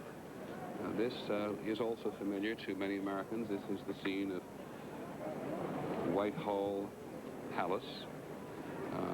This is where Henry VII in the 1600s held these great jousts and tournaments, but it is here on the Queen's birthday where the members of the household regiments ride and march in review. The Queen often appears on horseback herself, and for those of you who've been tourists in London, especially you kids, this is maybe where you've come and you've seen one of the guards sitting on a horse and you've tried to talk to him and he didn't say anything to you, which is always frustrating for young visitors to London when they get nothing back from the guards outside any of the royal palaces here. But this is Horse Guards Parade as they go through the very same place where other funeral processions have formed up, not very far from the offices of the War Room, from which the late great Prime Minister Winston Churchill, the great British wartime leader, ran the affairs of the war from underground. This is a core bit of this national capital, which is rich, eminently rich in the nation's history. Barbara. Peter, I'd like to follow up just a little bit when you were talking with Andrew Holden and Andrew Morton. You know, Princess Diana, when she did that interview now 2 years ago, said at the time that she didn't think that Prince Charles, she said in effect, she didn't think that he would really be the best king, that she hoped that her son implied that she hoped that Prince William would be king. Now there is a magazine article just out in New York that in which she supposedly, we will never know, had said that he shouldn't be king, Prince Charles, because he is a follower and not a leader. So to some degree, don't you think, Anthony, that she has put down his reputation, perhaps not meaning to, perhaps out of love for her son? She's never, ever believed that Prince Charles will become king. She said, actually, for the... Excuse me again for interrupting, but Her Majesty has left Buckingham Palace. Perhaps that applause you hear is for the sudden appearance of the national flag, the Union flag, or Union Jack as we most commonly know it, flying at half-staff over Buckingham Palace. This in this country, and throughout the British Commonwealth certainly, will be taken as enormously significant. Sorry, Andrew, continue. Yes, this has been a consistent theme of Diana's life over the last 10 years. She's never believed that Prince Charles will become king, and she's never believed that herself will become queen, albeit not in these circumstances. She's always seen the hope for the royal family as being Prince William, which is why she's invested so much of her own time and so much of her own emotional energy in Prince William, in taking him to see down and out, in taking him to see the homeless, in taking him to see AIDS patients. She wants him to have a rounded view of what life is really like inside Britain today, so that when he becomes king, as she always believed he would, and keep the standard raised of monarchy for the 21st century, then at least he will be in touch with the people. And that's what she always felt about the royal family. They're not in touch with their emotions, they're not in touch with the people. In case you are just arising, it's anywhere in the United States, thank you for joining us on ABC. We are here in London covering the funeral of Diana, the Princess of Wales, and we are not too very long from the actual funeral service itself in the 1,000-year-old Westminster Abbey. From around the city and around the country and around the world, royals and commoners, friends and officials of Diana, who was killed last Saturday, are gathering on the Abbey to celebrate her life. Coming through Horse Guards Parade, not terribly far now from Whitehall, which is not very far from Westminster Abbey itself. Her coffin on a gun carriage, accompanied by members of the Welsh Guard and the King's Troop of the Household Cavalry, and accompanying her as she moves, her ex-husband, Prince Charles, her two sons, William and Harry, Earl Spencer, her brother, and the Queen's sister, I beg your pardon, the Queen's husband, the Duke of Edinburgh. Other members of the royal family and the Spencer family have already gathered in Westminster Abbey. The First Lady, Mrs. Clinton, I think, has arrived with the British ambassador, Admiral William Crowe. Various members of what is described by the Royal Palace here as Diana's celebrity friends are here. The news services are saying that Tom Hanks is here, Diana Ross, Tom Cruise and his wife, Nicole Kidman, and Steven Spielberg is said to be here as well. But much more important to this day than any of the individuals who are here is the vast display of public sentiment on the streets today, as it has been for the entire week, for this 36-year-old, astonishingly glamorous human being who was killed in, to use that dreadful cliche, the prime of her life.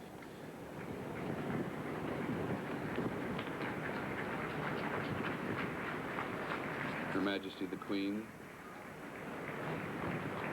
who came out and stood outside the front gates of Buckingham Palace while the gun carriage passed, and then got in a car and came the short distance here to Westminster Abbey with the Queen Mother, that is to say Queen Elizabeth's mother, Queen Elizabeth, who's 97 years old, being led in where they'll be greeted by the Dean of Westminster and perhaps by the Archbishop of Canterbury, the leading figures of the Anglican Church, of which the Queen is the secular head in Britain.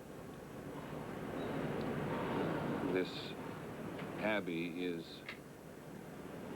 some of you undoubtedly have visited it, is eeks with history. This, however, will be a service unlike any that's been held here before, where you have Elton John singing, where you have poetry that's going to be read by Princess Diana's two sisters. The Prime Minister will read, Prime Minister Blair will read from the Bible and speak of love. Princess Diana's favorite hymns will be played. There has never been a service like this. It's been called a unique service for a unique person, and it will be. So, you know, Peter, when you and I covered, as did many broadcasters, the wedding, one knew in advance what it was going to be. It was a traditional ceremony. This is unlike anything before. Well, never before, Barbara, as you know, did we ever think we should be here 16 years ago when we sat on we're on a tiny balcony overlooking Westminster Abbey today. 16 years ago, we sat on an even tinier balcony outside St. Paul's Cathedral in the city of London, and were in those days stunned by the joy and celebration of that day. A day much like this. The British have been lucky with their weather, if that's an apt way to put it today. But it has enabled a great many people to come. Scotland Yard tells us just a minute ago that 1 million people have been here on the streets today to watch the gun carriage go through. And again, if you're just joining us, this funeral procession has taken much longer than originally intended because it was felt by the Spencer family and by the royal family and certainly by the government that more people should have an opportunity to see Princess Diana one last time. When this ceremony is over, she'll travel almost 80 miles by car to the scene of her family home in the county of Northamptonshire, about 80 miles from here. But on this particular voyage through Hyde Park, past Buckingham Palace, through the historic Horse Guards Parade, and then down Whitehall towards the British Parliament, this has been the heart of empire for so long, and this young woman has done so much to change what was for so long its core establishment. I was going to point out, sometimes it's difficult for you and me to hear each other if it sounds as if we're interrupting. I was just going to point out that royal business goes on as usual. This is the weekend that the Prime Minister of Great Britain goes and visits Balmoral to stay with the Queen. And when this service is over, he is indeed going to do that. So the certain traditions, certain things never change.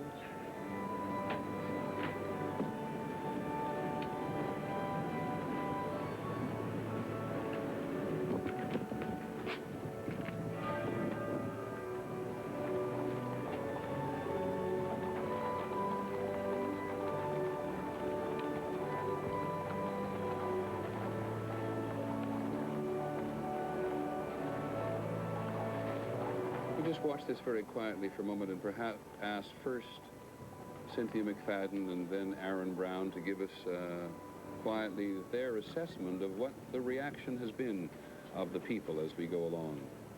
Cynthia?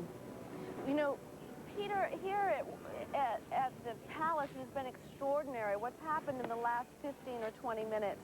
When the cortege passed initially, it was absolutely still. People 20 deep, 30 deep in some places, almost 50 deep in other places, stood absolutely silently. There was a small group, a stream of people that has apparently followed the cortege the entire length and have been winding behind it. In some of the photographs, you've been able to see them. But I think perhaps there was polite applause when the Queen came out and watched the cortege pass. But the most extraordinary moment for me was when the standard was lowered and the Union Jack was raised. The applause was deafening and spontaneous, and people stood in place and stared at that flag for probably 5 or 10 minutes without moving. It has been a remarkable sight here this morning. Thank you, Cynthia. I'll speculate that when we hear these smatterings of applause for such gestures, it is because we are seeing the royal family doing what the people have wanted them to do all week, which is to respond to the public need for the royal family to share this in the same manner in which so much of the public has shared. And it's been very difficult for members of some generations in Britain this week to comprehend what is going on. A member of the older generation was heard to say here earlier this week that his generation was, brought up and trained to fight Hitler, and that it was difficult to understand a generation when all it took was love to pick up on the great Beatles song and the rock and roll princess. But over the several days since Diana was killed, even those people here and around the world who at first were stunned by the reaction and uncertain about the reaction have come to understand that what is being seen here has enormous meaning in many ways, about celebrity, about monarchy in the 20th and eve of the 21st century, and certainly about the press and about television. There are people here, as there are at home, who believe that our participation in this and the extent to which we have covered it has simply given it a renewed adrenaline at almost every minute. But in London today, this tradition of modern and traditional is inescapably real. Aaron Brown.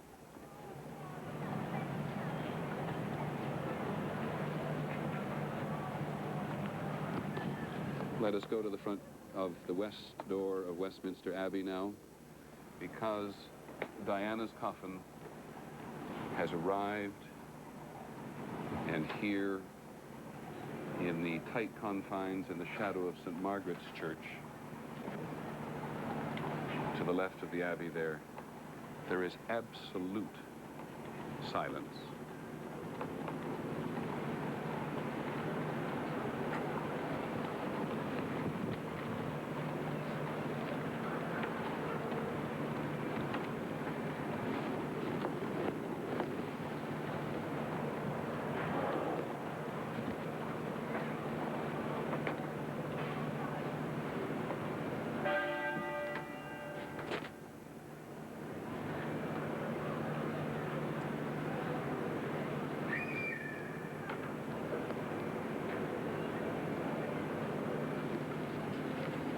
"28 minutes after 11 on Saturday morning, on the balconies of the Grace and Favorite Apartments, the government buildings here, people stand absolutely silent, almost all of them in dark clothes. as the gun carriage draws very gently to a halt in front of the west door.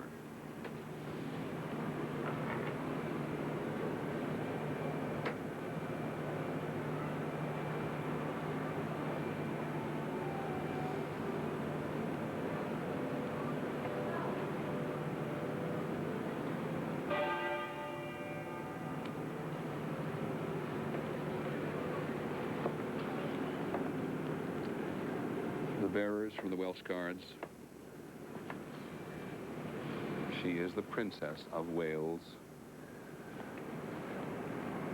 This regiment of foot guards raised in 1915 by the order of His Majesty King George V, so that Wales would be included in the national complement of the regiments of foot guards identified with the countries and the various counties of the United Kingdom.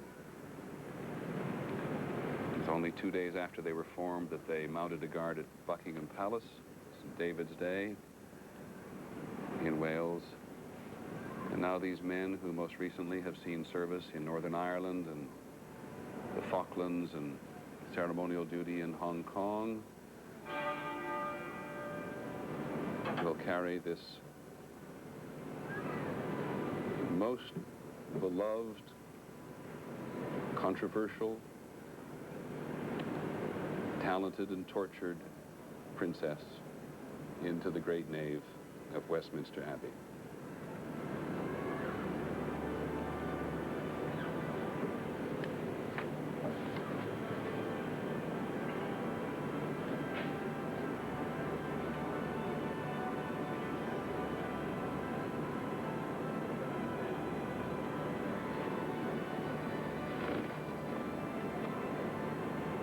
All are here. The Queen Mother, Prince Philip, the Duke of Edinburgh, Diana's family, her mother, her stepmother, her 2 sisters, her brother, her friends, from, it is fair to say, all walks of life, the royal and the common, the celebrated and the underprivileged.